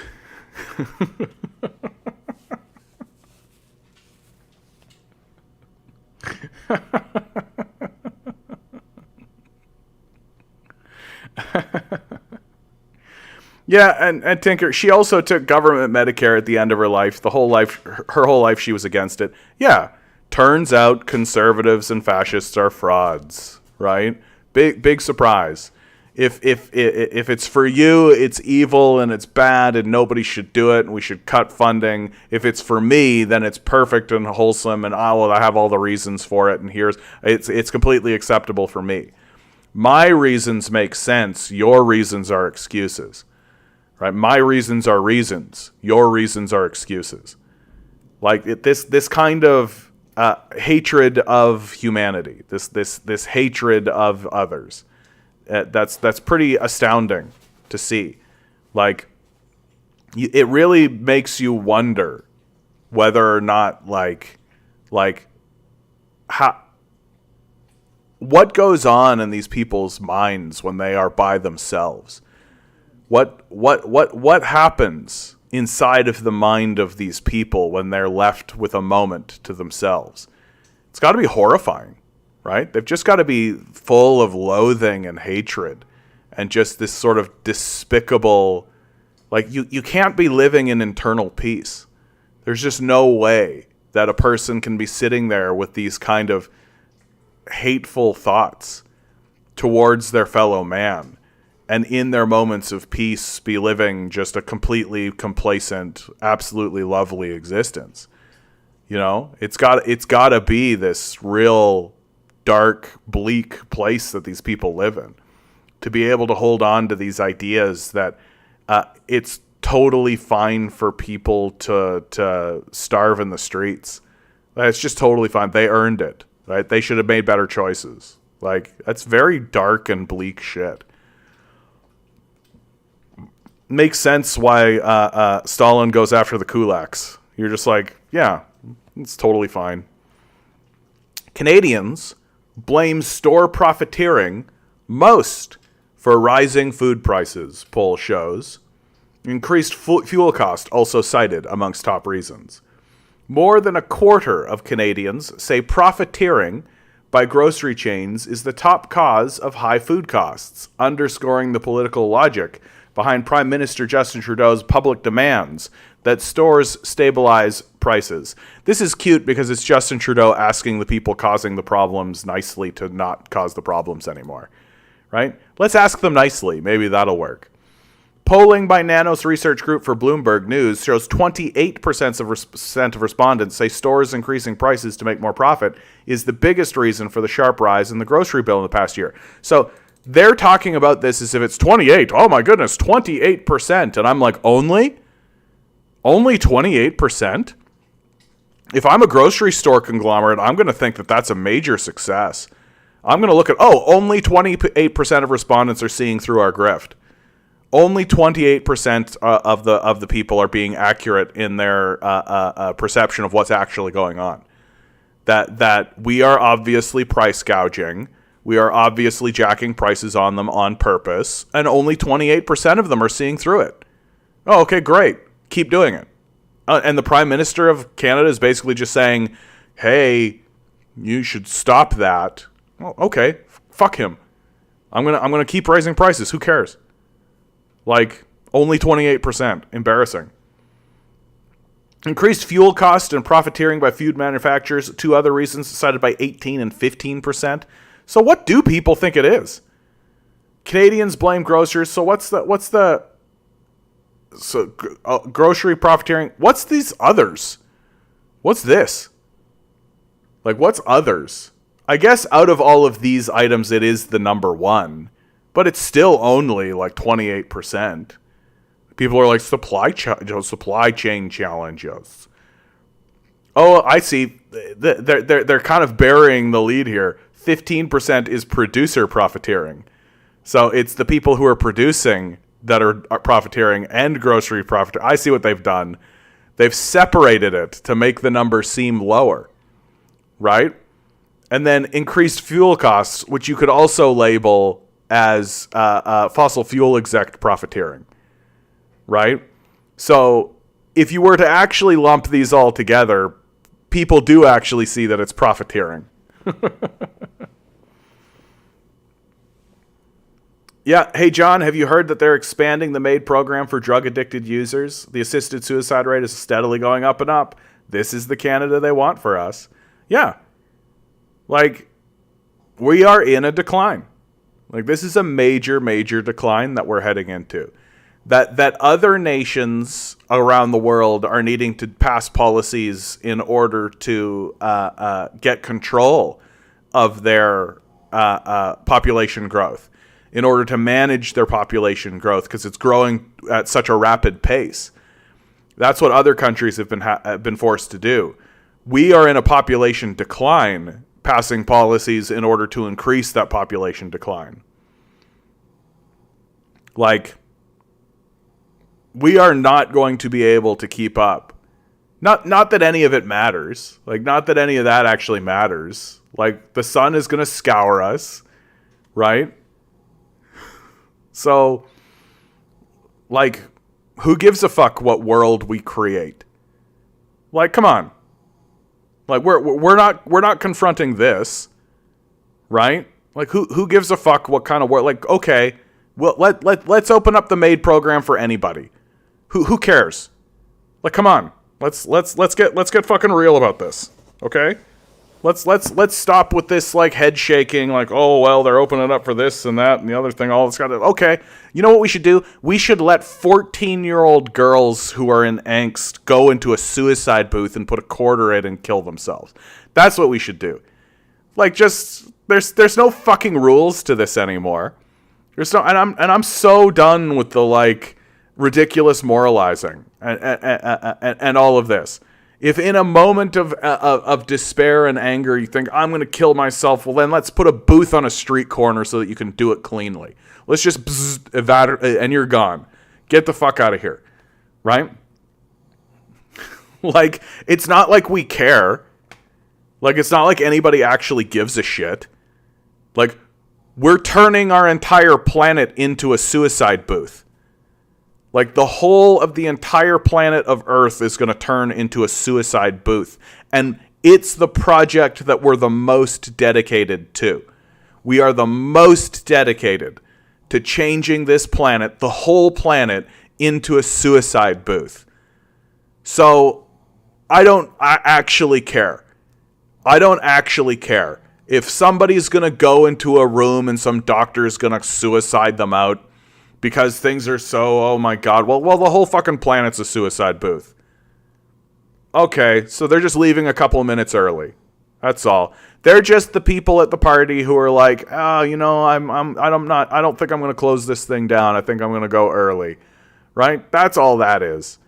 And like, yeah, it's horrible, and it's got the eugenics aspect, and like, we're fucking run by Nazis and Zionists and all this crazy shit. But like, if we're not gonna confront this, who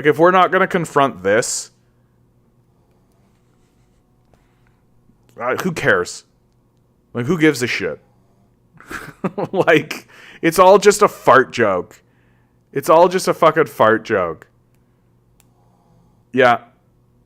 It's funny how Google gives you a suicide help if you search how to tie a noose.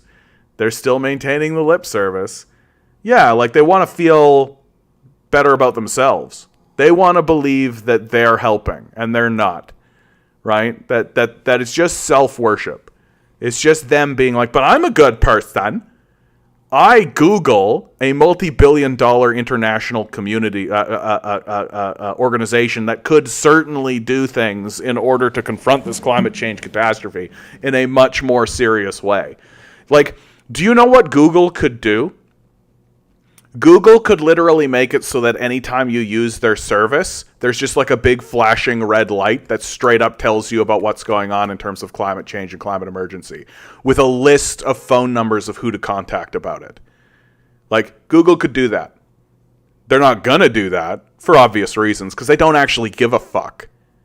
Right? They don't actually care about their children. They don't actually care about any of this shit. Right? And, like, of course the society is turning towards Nazism and all this kind of crazy shit, because the Nazis think they're going to be immune somehow. That's how it always works with these guys.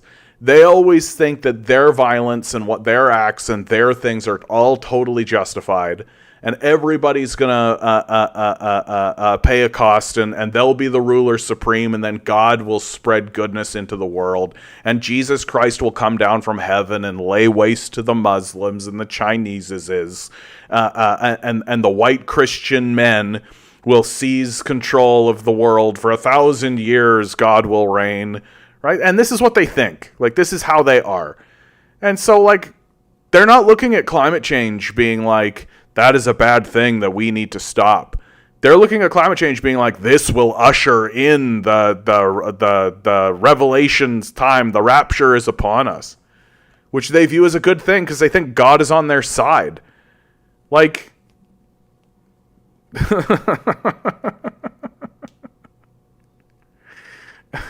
like, we totally deserve what's coming.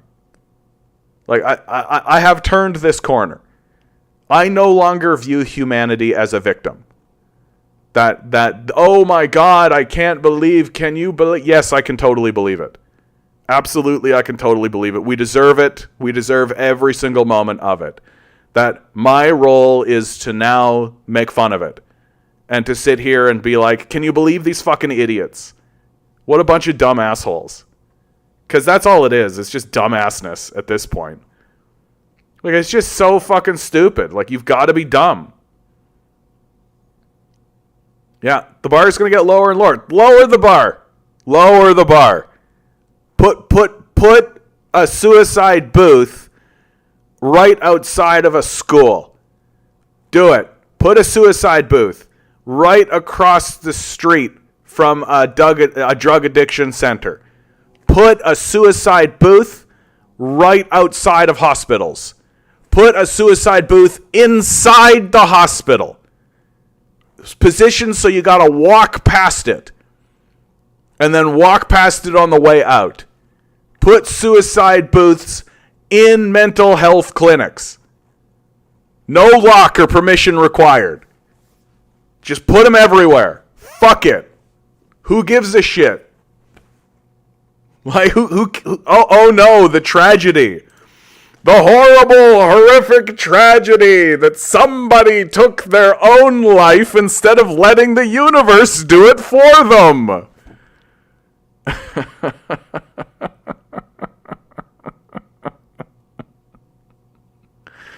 Like, I remember when I was doing funeral service stuff, there was a guy that did that.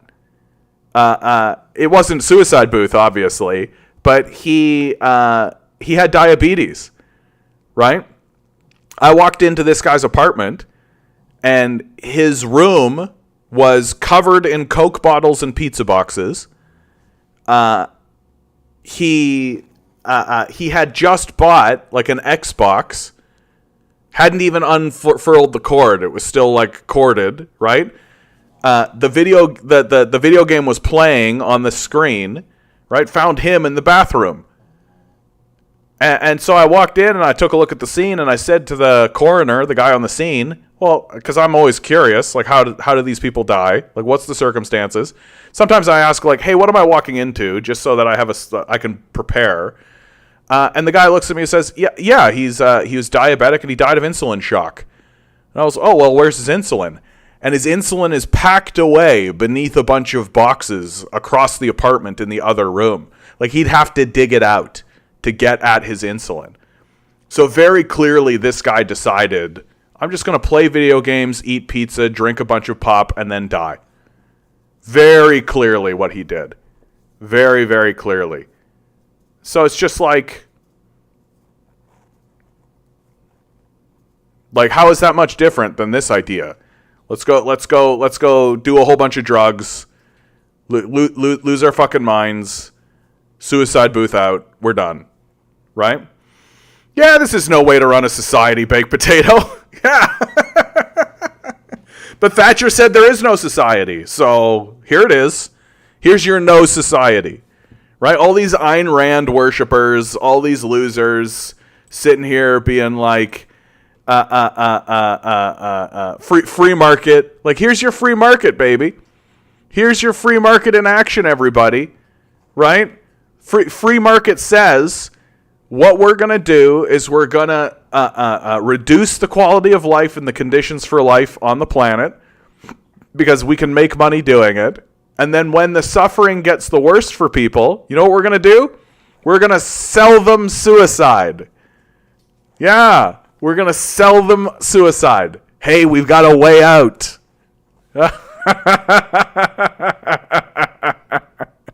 It's so evil. Like, it's so obviously, like, demonic and dark, right?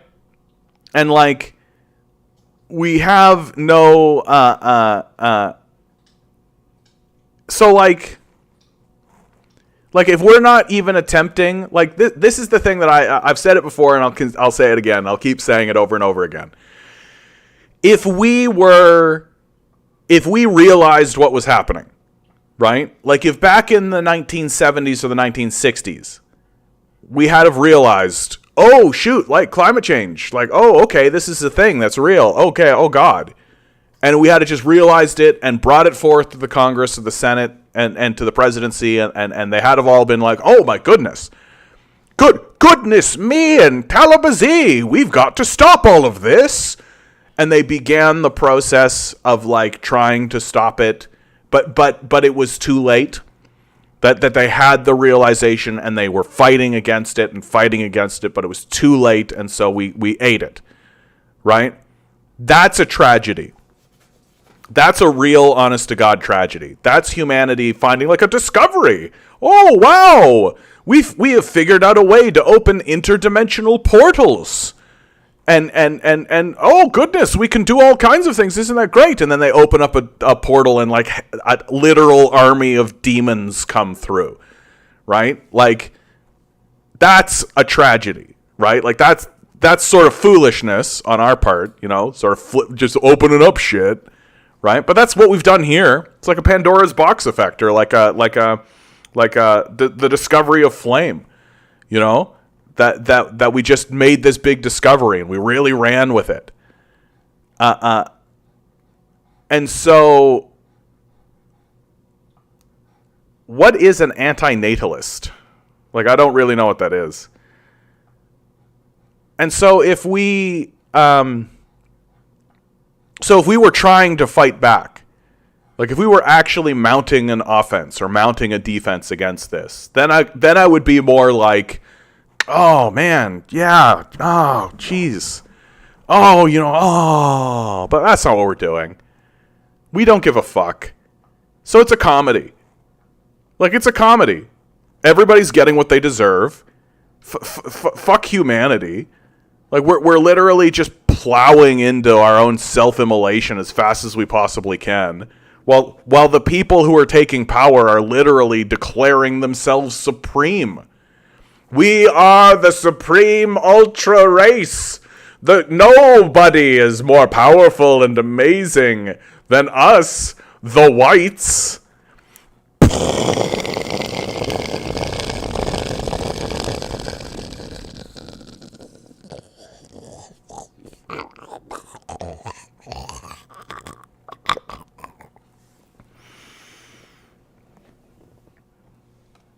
Yeah, imagine if they really monetize suicide in a way that they prevent you from dying, but only allows you to die if you pay a hefty fee.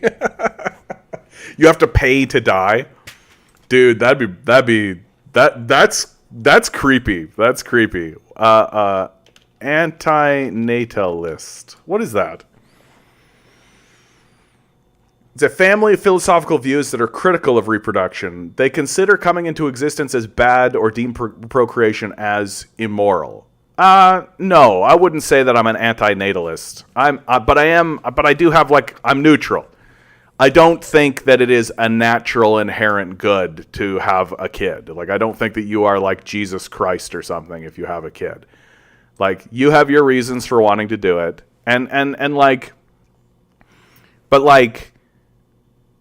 I understand why people think to themselves, like, I'm not bringing a kid into this. Like, these circumstances are no good, right? And so I do tend to think that but again, I think that this is a thing that only you as a person can answer for yourself. That's what I actually consider to be pretty sacrosanct. That, like, I am not going to have a kid, and the reason I am not going to have a kid is right in front of your face. Like, we're not doing these kids any favors. I tend to believe that the role of humanity is to discover what creation is on behalf of creation. And having a kid, reproducing a kid into a situation in which they will immolate is not going to succeed in that. It's not going to lead to success. That it's just going to spread suffering into the future, into a life that is not even my own. And so there's that kind of principle of first do no harm, right? That even if you're attempting to help, right? Well, the first thing you should do is nothing, like do no harm, right? Well, not having a kid is doing no harm. But I also respect and understand that there are many ways of looking at this. I also respect and understand that someone's biological drive and someone's desire to have a children, outweighs even their own opinions, right? Like, the forces of the universe are more powerful than we are, and reproduction is certainly one of those things. And so no one is allowed to cast moral judgment on a person's desire to have a kid. You're simply not allowed to, because what you're doing by attempting to cast a moral judgment on someone's desire to have a kid is basically saying that your philosophical position matters more than God. Nah, tough shit. Too bad.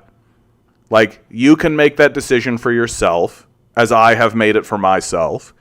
Like, I have no interest whatsoever in having a kid. And this is the reason why. Like, I don't think the place is safe. I don't think it's going to be safe. I hope that it could become safe. I actually do believe that it can, right? I think that it can become safe. That maybe we will have a little come to Jesus moment. Maybe we will have a moment as a society where we recognize that the thing that we need to do is actually just stop polluting. And that the consequences for that means that we get to play with our toys a little less. Right? That Jeff doesn't get to shoot rockets at space. Oh, Taylor doesn't get to take a 5-minute flight instead of a 40-minute drive. Oh, you don't get to drive a World War II tank around anymore. Drat and dadgum. Well, you got to stop playing with your toys. Shoot. Oh, yeah, I guess it does mean that you can't just park a destroyer off the coast of somebody and put a sanction on them. You know, geez, yeah, I guess you need to dig up the dead less and put them into these fucking machines so that you can play. Right? Like, this is the aspect of this whole catastrophe that nobody talks about. Right? That nobody talks about, which is that the primary driver, in my opinion, the primary driver of this climate change disaster is people just want to have fun, and they just want to feel like a big man. Like, it's real low level childish bullshit. Like, why do you have a truck that's as big as a World War II tank instead of just like a tiny little 2-seater car? Because you want to feel like a big man, and you want to have your chest puffed out like you're a fucking dumb monkey, right? Why the fuck is Jeff Bezos shooting rockets at space? Right? He's not doing it for space exploration. He's not doing it for any reason. He's doing it as a thrill, like it's a fucking carnival ride. Like, why are we permitting this guy to build a yacht that's so big that it needs a second yacht to service it? Right? Because he's a child. Because he's a child man. And it's time for us to stand up and say, put the toys in the toy box. Put the toys in the toy box, you children. Sorry you've got to drive a small car. Sorry you got to drive to the event instead of take a fucking flight. A personal flight. Sorry you can't do your carnival ride to space. Sorry. Tough shit. But like,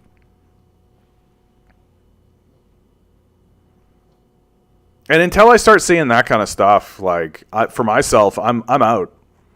Like, I'm not doing any kid any favor. Content writes, biological drive? What is this biodrive? I've never had it. I thought having children was foolhardy and not good and should be avoided as soon as I was a kid that could imagine anything. Some people have it. Like, I'm positive. Like, you talk to people who want to have kids. My brother is like this. Like, you talk to like, my brother has straight up said to me, yeah, I'd have 30 kids if I could.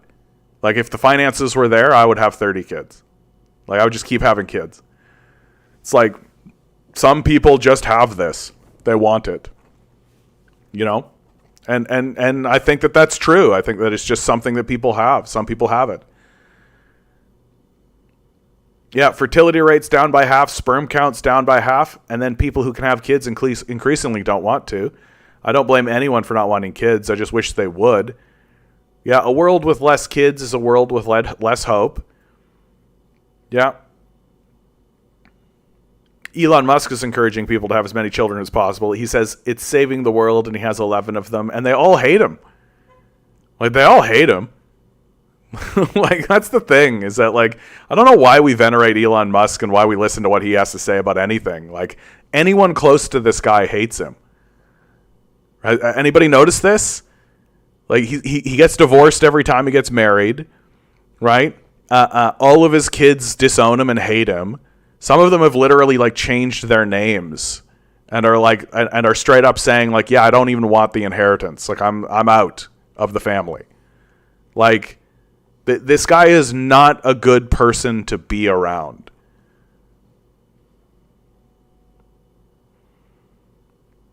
The counter to antinatalism is that if you don't reproduce, those who caused this will still do so. You're handing the world over to them. Your ancestors survived multiple extinction events.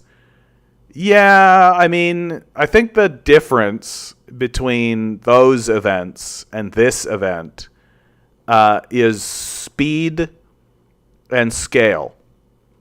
Like, humanity survives the Ice Age because the Ice Age was like a creeping, slow motion kind of a thing, right? Like, this is a wildfire. Like, this is going to be a wildfire. This is not going to be a slow creeping, kind of like the slow creeping aspect of it is now. That there's this slow creeping aspect that's building up to an explosion, right? And because of the man-made nature of it, because of the speed and accelerative nature of it, because of the swiftness of everything, like, we're not ready, and we're not going to be ready. Like, we're not. And, like, I think that there are a lot of, like, imaginations. Like, people have this imagined idea of what it may or might look like, but none of that's... Like, that's just fucking for movies and shit. Like, Mad Max is just a movie, right? Like, it's like, all of these post-apocalyptic movies are cute. For, like, kids and shit. Right? But if you increase the global temperature by 4 degrees, like, you're done. Like, we're good. It's over now. Like, forget about human life. Like, plant life. Like,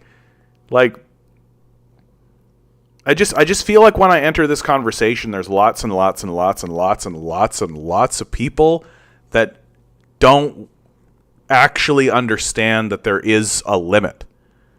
Like, if you go to the furthest extreme, if you stripped the Earth's atmosphere away, that's it. No one's surviving that. Oh, okay. Well, what's one step down from that? Earth's atmosphere is fine, but it's 100 degrees Celsius out. Yeah, okay. Everything's still dead. Right? So then you just keep going down and keep going down and keep going down and keep going down until finally you get to a place where, like, yeah, millions of people are dying, right? But not everybody is dying. But, like, the year that there is a mass death event, right, will be the first year. And then there will be a second year. And then there'll be a third year. And then it will continue accelerating upwards. And by the time that begins to happen, it's way too late. Like, it's way too late for us at that point.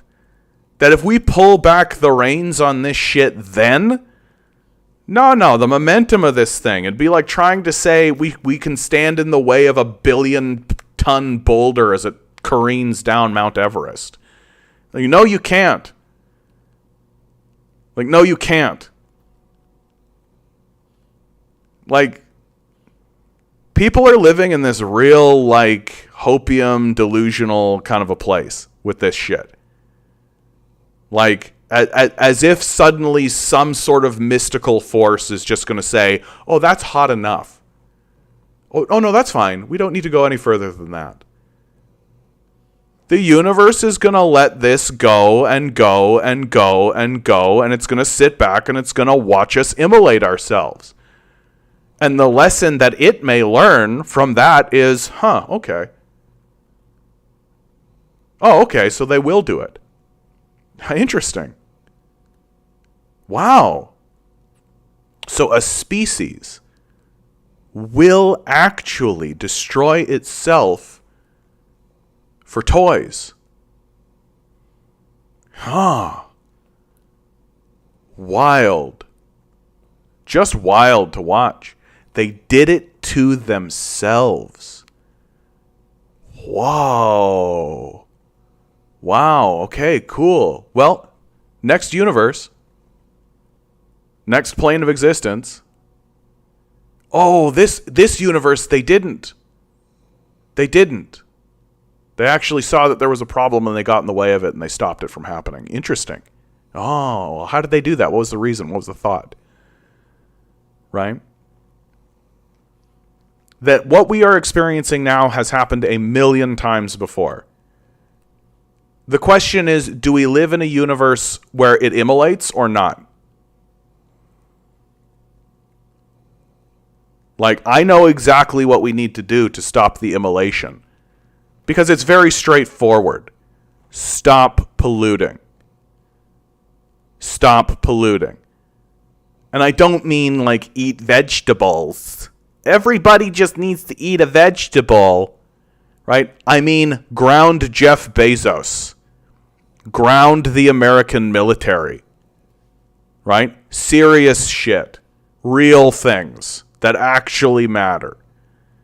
But we're not serious people. Right? We make excuses so that we can keep playing with toys. And it's just going to get crazier. Like my mom asked me just the other day, just yesterday, do you have any trouble finding things to talk about? And I just went, no. No, never. Like, these next 10 to 15 years will be crazy. And I'll be here talking about it as we actively pursue it and destroy ourselves. And I will never back down from that. That we could absolutely solve this issue. Because the issue really is whether or not you want to put the toys in the toy box. That's literally what it is. We're playing with toys to death. And we're just deciding that the way to live in this world, our quote-unquote Western civilization and Western way of life, is basically just farting around with toys. That we're too stupid to realize that, like, maybe we should grow up, stop watching these dumbass Marvel movies, actually take the toys and put them in the toy box, and just, like, I don't know, look at the sky for a minute. Maybe people should touch that grass I keep hearing people talking about. Go for a walk on the beach, maybe. Right? Like, sit, contemplate, feel the air on your skin. Like, just exist in the world. Breathe the oxygen. No, gotta get in my super truck. Gotta get in my super truck and haul my ski-doos down to the lake to pollute that and build a big giant cottage out there to destroy all the wildlife and the nature. So that when people are out there, all they can hear the whole time is...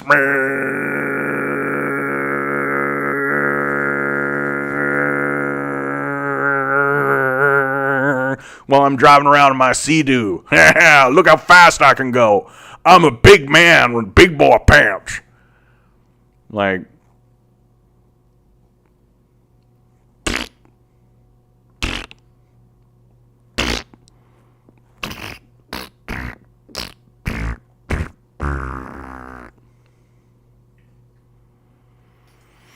But that's what it is as if. Like, that is what it is. Like, species destroys itself for toys. Like we could just stop playing with the toys.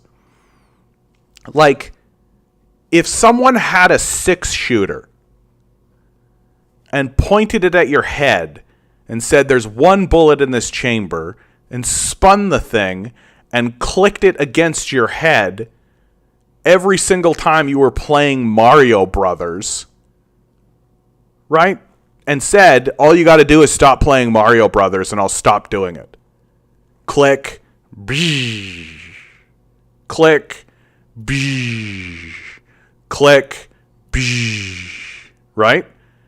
Well, you probably just fucking stop playing Mario Brothers, wouldn't you?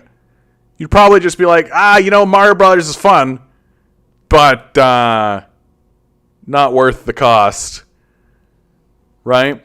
Not worth the cost. Like, it's really that simple, huh? It is actually that simple. It is actually. Like, that's the thing that's so fucking dumb about all of this. That, to me, is the thing that makes this the wildest, most ridiculous, most pathetic. It's the reason I do not have a single drop of iota of compassion or empathy for any of these billionaires and any of these people at all. That when they die, I will laugh. That the solution is so stupidly simple. Stop polluting. Won't that destroy the economy? Correct. If you shoot a rocket into the port of the Death Star, it blows up. For sure. For sure. Stop polluting. Right? Stop dredging up the fossil fuels. Right? The degree to which we must pollute should be directly linked to the degree we need food. Full stop. Anything outside of that should be completely shut down and seen as utterly superfluous.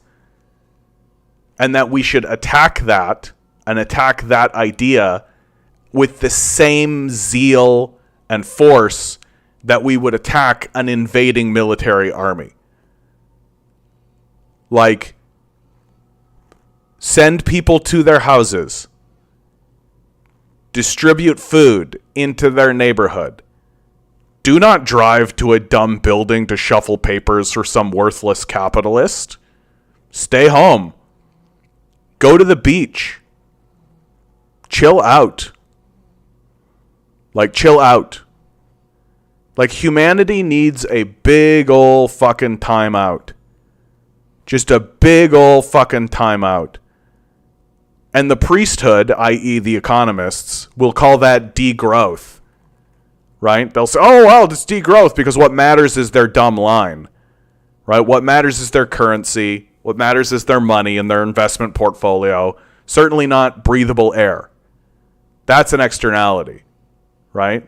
Because they're part of a death cult. They don't care about human life. They don't care about that. They care about their religious ideology. That's what they care about. Shut it down. Turn it off. Stop pretending like we can't. Like, stop gaslighting us. Stop pretending like it's not completely possible. We, of course, can do it. We obviously can do it. And moreover, outside of the whinging of these psychopaths, it would be easy. That everybody would actually have a fine time doing it. Oh, you mean when I wake up in the morning, instead of getting into my World War II truck and driving to work, a place that I completely loathe and hate, to do a task that's utterly pointless and worthless, I just get to stay home?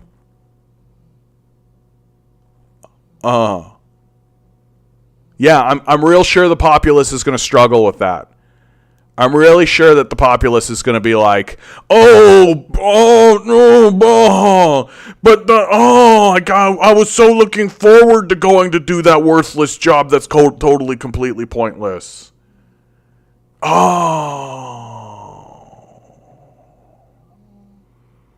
Like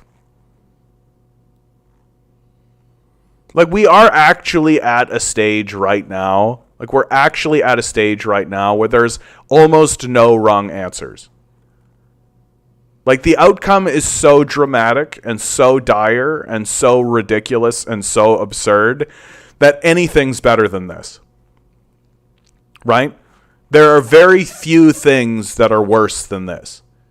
Like, you literally got to be like, maybe we should drop nuclear bombs in hurricanes. What if we take a nuclear bomb and set it off in the center of the core of the planet? maybe that will work. I know what we should do. We should set off a series of nuclear explosions in the atmosphere in order to prevent the UV radiation from coming into the Earth. That will solve it. Like, so outside of those sort of super villain-esque quote-unquote solutions, like, there's so much shit that we could do. And we're just not. We're just not. We could transfer our entire military budget into tree planting. We could take all of our military personnel, all of the money that we spend on all of that crazy shit, and we could just start planting trees. We could just start greenifying everything. Like, we literally could begin an initiative of depolluting on purpose and treating pollution as actually something serious for us to actually combat.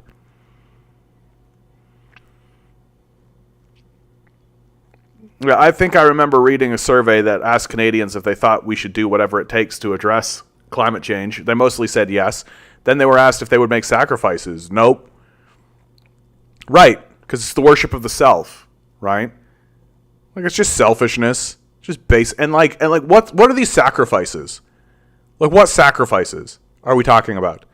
Like, what's a sacrifice for the average citizen and for the average person? Like really, that's not rhetorical. I can think of some, but what's like a serious, actual, like, oh my God, a for real sacrifice that we've actually got to do? Not driving your dumb truck, right? Well, there's a pretty easy one, right? Maybe eating less meat, right? Like, maybe actually say to the 12% of the people who are eating 40% of the meat, hey, maybe eat some broccoli or something, dude.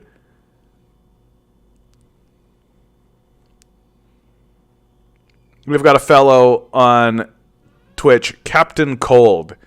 Don't you think it's interesting that some of the right see Asians as white? No. Like, some of the right think angels are real. Like, okay. Like, there are lunatics everywhere. Like, so what are these sacrifices? Like, for real, like, what are these fucking sacrifices we're talking about? My grandparents went to a war against the Nazis. They sacrificed a decade of their life. Some of them got shot, lost limbs, and were killed for it. That's a sacrifice. Like, that's a real sacrifice. What's the sacrifice that we're whinging about? You don't get to watch so many Marvel movies, maybe? Like what's the sacrifice you're talking about?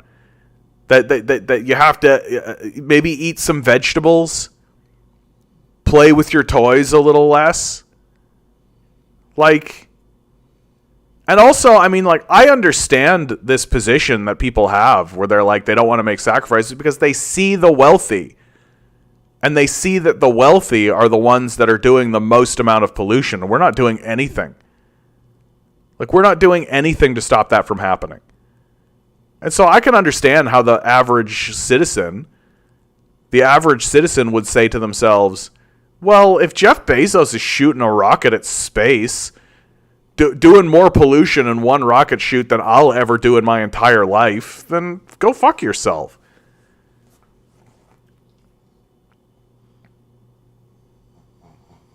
Oh, dude, plastic. Like, just fucking get rid of this shit. Like, it's so obviously a sales pitch. Like, oh, it makes it cheaper for sociopaths. Oh, who cares? Like, just fucking... And, like, what's up with bottled water, anyway? What is that, anyway? Like, you know how we actually solve this shit? Like, really?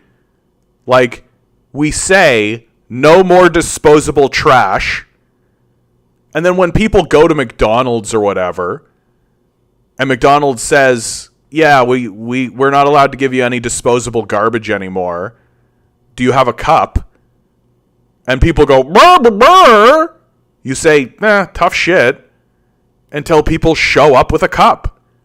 And they go, I got my cup. And then you put your fucking coffee or your Coke in the cup that you have. When you leave your house, you have a wallet. When you leave your house, you have your keys. Well, when you leave your house, you have a cup. And if you can't manage that shit, then you don't get it. It's just grow up time, man. Like, we're just a culture of babies. Just childish, like, little kids whining and complaining that, like, I want to have a paper cup. Too bad. Like, tough shit. Like, fucking what? Grow up. Like, grow up. Like, but that's fine, dude. Like, it's just like, it's only, you know, the human species, right? It's only our ability to breathe air, you know?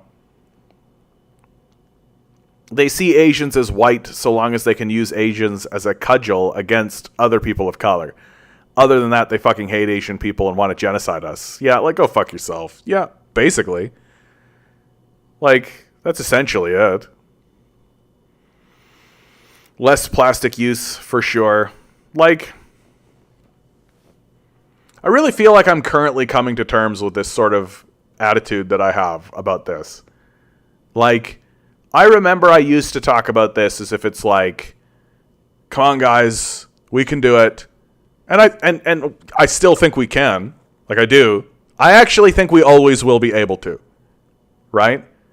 Like, as long as there are people, as long as there is somebody to make the decision to stop doing it, then it can be stopped. Right? Because the solution is very easy. Stop polluting. Just accept the consequences of what it means to stop polluting. Tough shit. When people start complaining and whinging and whining about what it means, you say tough shit. Too bad. Right? Humans used to live with, like, sticks and stones and shit. Like, we used to walk around picking berries off of trees and shit. We're fine. We actually are. You're gonna be fine without your stupid, dumb World War II tank truck. Like, you're gonna be fine. Like really, do I need to hold your hand? Do you need a little cuddle while we go through this? You know, I know, was fun to drive that big truck, wasn't it? Yeah, it was a good time, wasn't it? I'm sure you miss it. Yeah, I'm sure you miss it, champ. Yeah, I'm sure you do. Like, well, and I think there is also an aspect of it, Jefferson, that's like, the earth is going to force it on us. Like, it's going to make us stop. Like, it's just going to keep killing us off. It's just going to keep killing us off over and over again until we get our act together. Until, like, there's so few people that we just consume less by default. And the earth is just going to keep killing us off. It's just going to keep sending plagues. It's just going to keep sending heat waves. It's just going to keep sending things to kill off big swaths of the global population until there's just less of us to consume things. And so we'll just consume less. Right? And like, eventually, as, like, it gets real painfully obvious what's going on, like, literally, like, 100,000 people die in a wet bulb event, just, like, enormous die-offs, famine, wildfire, right, like, that kind of stuff. Eventually, people will fucking figure it out. They're like, oh, yeah, we should just stop polluting. You know? We should just turn the coal mines off. We should just stop digging the coal. We should just stop. Just turn it off. And, like, future generations will look back and be like, you guys just sold gasoline on street corners? You guys were just selling gasoline on the corner of a street? Somebody could just pull up to a pump, take a pump, and just pump as much gasoline as they wanted into whatever they wanted, and then pay for it and then leave? No wonder you fucking guys had big die-offs, you fucking idiots. Like, and I will be like, yeah, correct. like correct, man. Like, yeah, we deserve it. We completely deserve it. Yeah, budget flights to Cancun for the long weekend, taking 2 hours to drive to work so they can own a McMansion in some suburb, buying new toys and every other day, having them individually delivered. Yeah. Like, shut that down. Like, just shut that shit down, dude. Like, there's so many things that we could actually do, but we would actually have to be grown-ups. And we're not. We're just not. Like, we're going to have to experience some genuine tragedy before maybe some of these people realize how serious things actually are. And, like, we've been babyfied. Like, we've been babyfied. Yeah, it's already killing us, to be honest. My nephew, it's 3 years old. He already has respiratory problems due to the shit quality of the air. Some days it's extremely dry and changes to 3 days of rain. Yeah. Like, but here's the glimmer of hope in all of it. Because I've been, like, going pretty hard in the paint today on this one. But here's the glimmer of hope on it. Is that the earth is far more than capable of healing itself. It really and truly is. It has systems. It knows what to do. Right? It's a much more advanced system than us. It's far more complex and it's far more advanced and it's likely far more intelligent. So do you believe you just turn off all the coal mines? Says Seb Yuko. So for clarity, because I know that morons basically leap to mass famine, death, Vavula iPhone, right? You pollute to the degree that you need to produce food. And so you dig up the coal to fire the plant to get your combine moving. That's the degree that you pollute so that everyone has food, right? The goal isn't to starve people. We're not fascists. We don't believe in eugenics. Right? But outside of that, yeah, don't be dumb.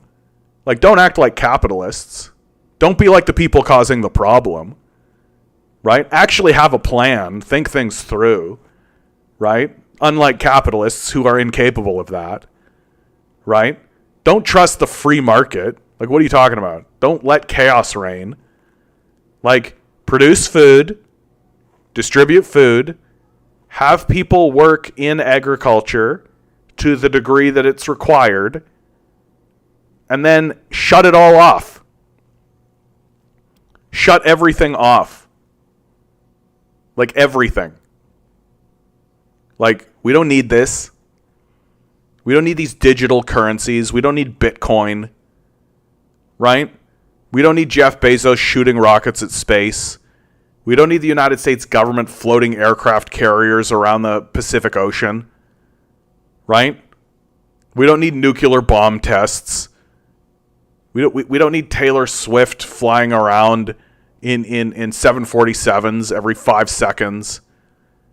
We don't need Amazon drones flying in the skies to deliver pencils to people. Like, shut it off. Let people stay home. Let people just stay home. Look at the capitalist class that's going to whinge and cry about it and say, tough shit. Too bad. It's over. Like, end it. End this garbage. And the fact that we can't confront this, right? The fact that we can't confront this extremely real, very dangerous, existential threat to the entire species, the fact that we refuse and at this point it is a refusal, that we refuse to confront this, tells me that we're not very intelligent. We're not an intelligent species. We're not interested in being intelligent. We're interested in a kooky little religious ideology, that we like to worship stuff, and the thing that we've chosen to worship is money.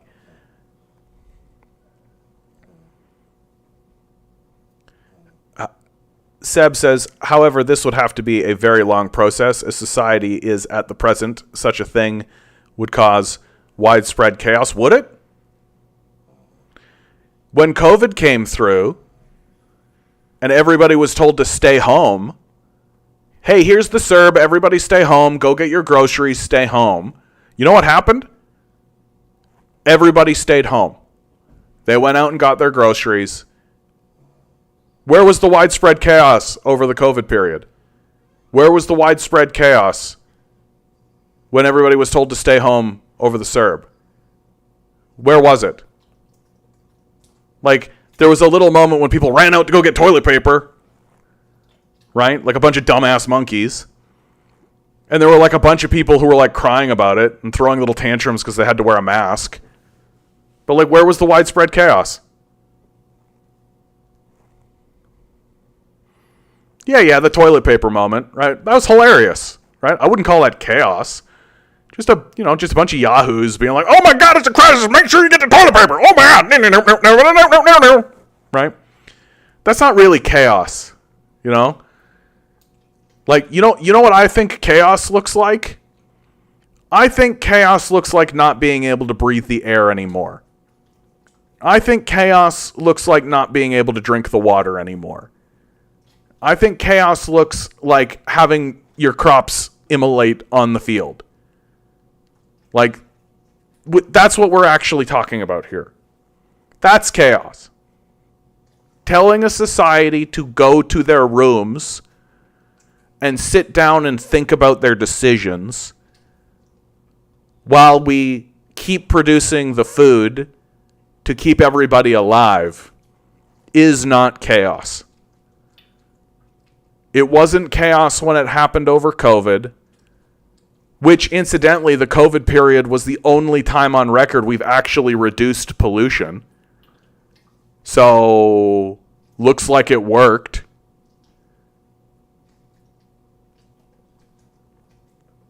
So instead of having chaos, you know what it was?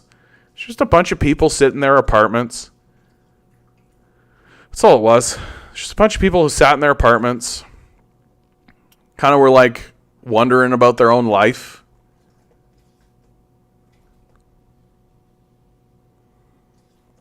I'm not talking about the lockdowns and that, but if no one had power to light their homes, sadly people would begin looting. That's at least what I believe would occur. I mean, like, looting? For what? Like, looting for what?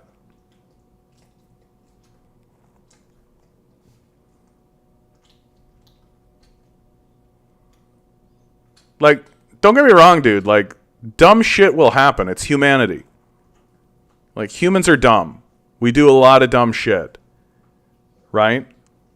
But if, like, the argument that's being mounted against this like, reality, like, and it's something that's going to happen no matter what.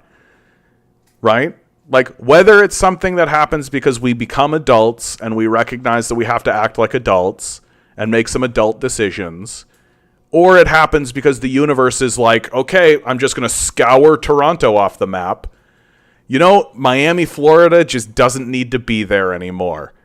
You know, we're going to raise the water there. Shanghai. Shanghai, we can just hit with a wet bulb event and 1 million people will just die in the streets.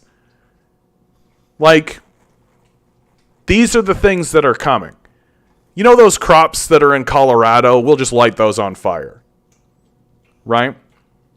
So these people will die and those people will die and the global population will start to decline as the universe begins to just level people. And so the pollution will go down one way or another. What's a wet bowl event? This is something that everybody should know, right? This should become more and more common. You're going to hear about it as it happens. So there's a type of temperature that exists in about this bandwidth right here. Here, I'll bring it up. It's wet bulb, rather. Wet bulb, yeah, wet bulb temperature. And map. It's a specific type of temperature that is tied to humidity, and it's a specific event that can occur. So you see, the highest risk areas are the most red, right? In the United States, it's the deep south. Right, so the people who are most likely to deny that climate change exists are the ones who are most susceptible to it. And what it is it's a moment where the heat gets so high, and along with the humidity being high, so both the heat and the humidity are simultaneously very high, that your body becomes unable to produce sweat, and you overheat and die simply by being in it. That you don't need to move around. It's not like a heat stroke where you're working very hard in the heat and so you get heat stroke.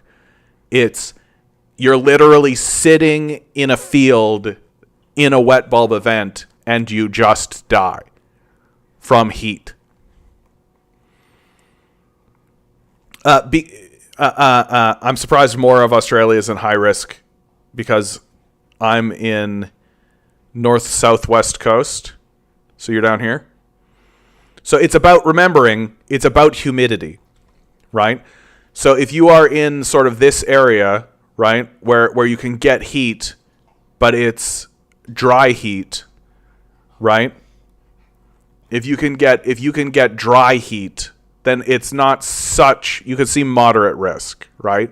So heat, but not humid. Right? It's the places that are sort of well known for like heat with humidity. Those are the places where they have the highest amount of risk. And as the temperature goes up, as the global temperature goes up, the risk of a wet bulb event goes up. And to me, the wet bulb temperature events are going to be the big wake up call for millions and millions and millions of people, especially if you're living in the deep south. You know, everybody around you is denying that climate change is real, and then 10,000 people die in Georgia. Right? Like, wet bulb events are going to be serious, they're going to be real, they're going to become common. Right? There's going to be a yearly wet bulb event where if you are caught outside in the heat or you are caught without air conditioning, you will die. So when the oxygen thing happened in India, is that considered a wet bulb event? I'm not familiar with that event, my man. So I can't say yes or no to that. But like, look, the atmosphere, the planet is turning against us. Like like we always had a fairly contentious relationship with the earth, but it wasn't like this, right? That the earth was producing fruit and food for us to survive, and that the conditions were always rough, and there was always natural events and natural phenomenon. But now we're marching into territory where the earth is literally saying, nah, fuck you guys. Like, nah, brah, nah. Nah. You guys just don't live here anymore. And we're just going to get completely blindsided by this shit. Like, this shit is going to absolutely wipe us out. Yeah, we essentially had homeostasis, but it was also when the population was much lower. Yeah. But the truth is, like, the truth is that we're just burning fossil fuels like assholes. Like, that's all. Like, we're not being responsible at all. Like, we're not being responsible at all. We're just being total fucking assholes. Like Jeff Bezos shooting rockets at space. It's just dumbasses.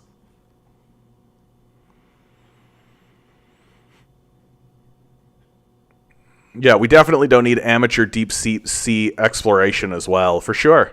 My favorite part about all of this is that here's a narrative that I've thought about a lot, and I hope it happens. That if this happens in my life and I get to see this event happen, I will be like, my life was worth every moment. Everything was worth this.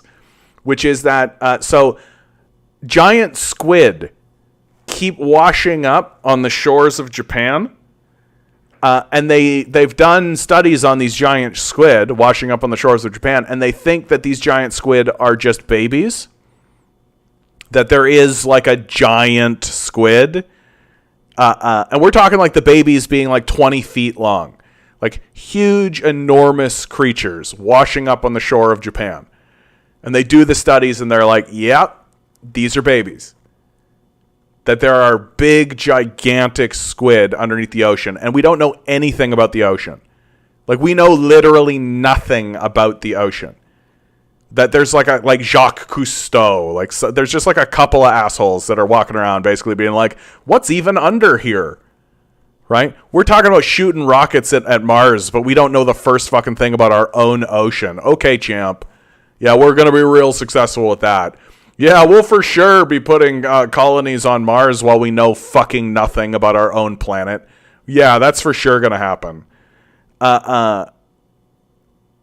And so because of climate change, right? Because of climate change, the water temperature of the ocean is going up. And my hope is that, like when those killer whales started to rip propellers off of boats, that other sea creatures will show up and begin destroying humanity in the same way as a manner of fighting back. And so I genuinely hope that we get a kraken out of this. I hope that there's just like a big, gigantic squid underneath the ocean water that's been asleep for a while, that's going to get woken up by the heat of its own ocean, and it's going to piss it off, and it's going to come to the surface. It's going to see all these fucking aircraft carriers, and it's going to wrap its tentacles around one of these aircraft carriers and pull it down into the briny depths.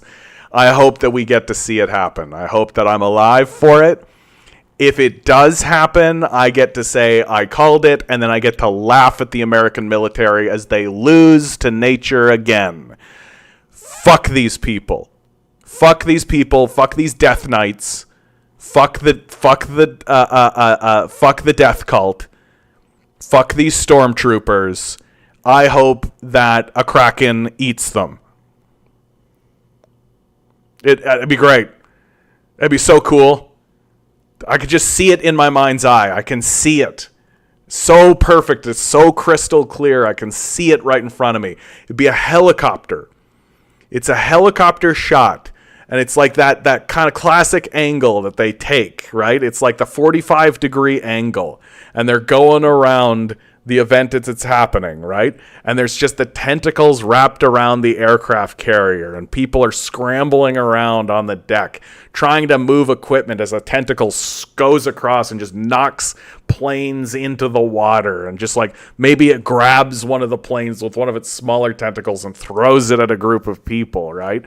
And the tentacles just wrap around and it just twists and bends and twists and bends until the thing cracks apart, and then it drags it down into the water. And just like the final image is like the tentacles wrapped around with this aircraft carrier ass pointing out of the water. Put it on a shirt. I'm here for it, man. Like the munition room exploding. Yeah. Like total mayhem, total chaos. Just a tentacle coming down, just being right on the deck over and over again, right? I'm so fucking here for it. I hope it happens. Like, I hope it happens. 'Cause, like, That would be super, super fucking cool. That would be super, super fucking cool. Just nature turns against humanity. Just every single day, nature is turning more and more against humanity until finally, like, there's not that much of us left over. One of the things I always think about is, like, so what happens if we go into a decline while another creature comes into ascendancy? Right? Like, maybe the temperatures are going to change to such a degree that humanity is not going to be able to thrive anymore, but maybe there'll be another species that does. Right? That we tend to view ourselves as like apex creatures. Well, okay, but that's only because the conditions are good for us. Like, what if there is a creature that exists on, and I can't really think of what that might be in this moment, but what if there's another creature out there that's like, oh, the temperature's 40 degrees. I'm thriving. Wet bulb temperature? Great. Oh, I love wet bulb temperature. Yeah, this is the greatest. Right? And then, like, they start building tools and they start building stuff.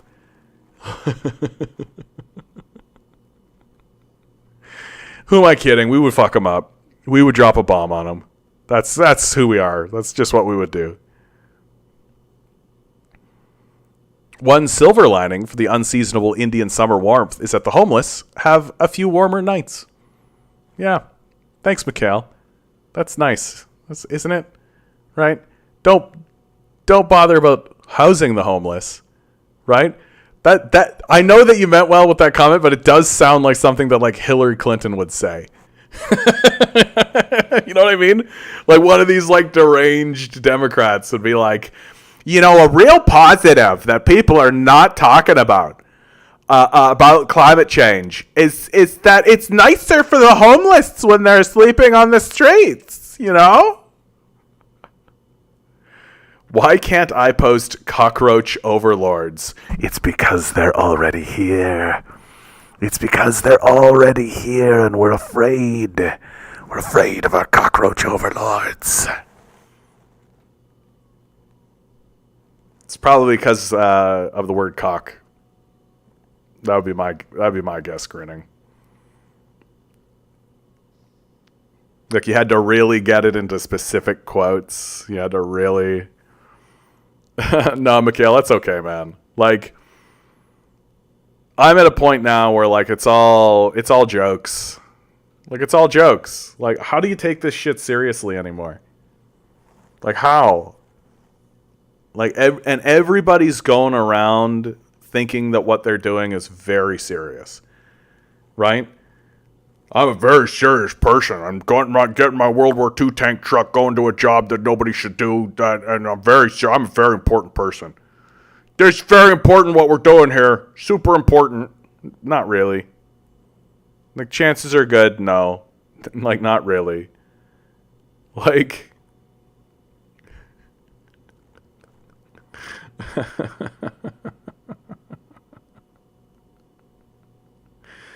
Oh, gods. Well, on that happy note, I think I'm going to close it down. Try to have some fun over the weekend, guys. Like, try to have some fun over the weekend. Try to, I don't know, go to a beach. Right? Go dancing. Go to a comedy show. Go hit on a girl or something. Right? Go buy somebody a drink. I don't know. Do something. Put some spice in your step and some spice in your life. And always remember, guys, each and every one of you is a quantum being walking around in quantum energy. These billionaires are spending hundreds of billions of dollars in the hopes you'll never realize it. You'll just stay the good little commodity they need you to be. Rebel. Revolt. Repent. Good luck.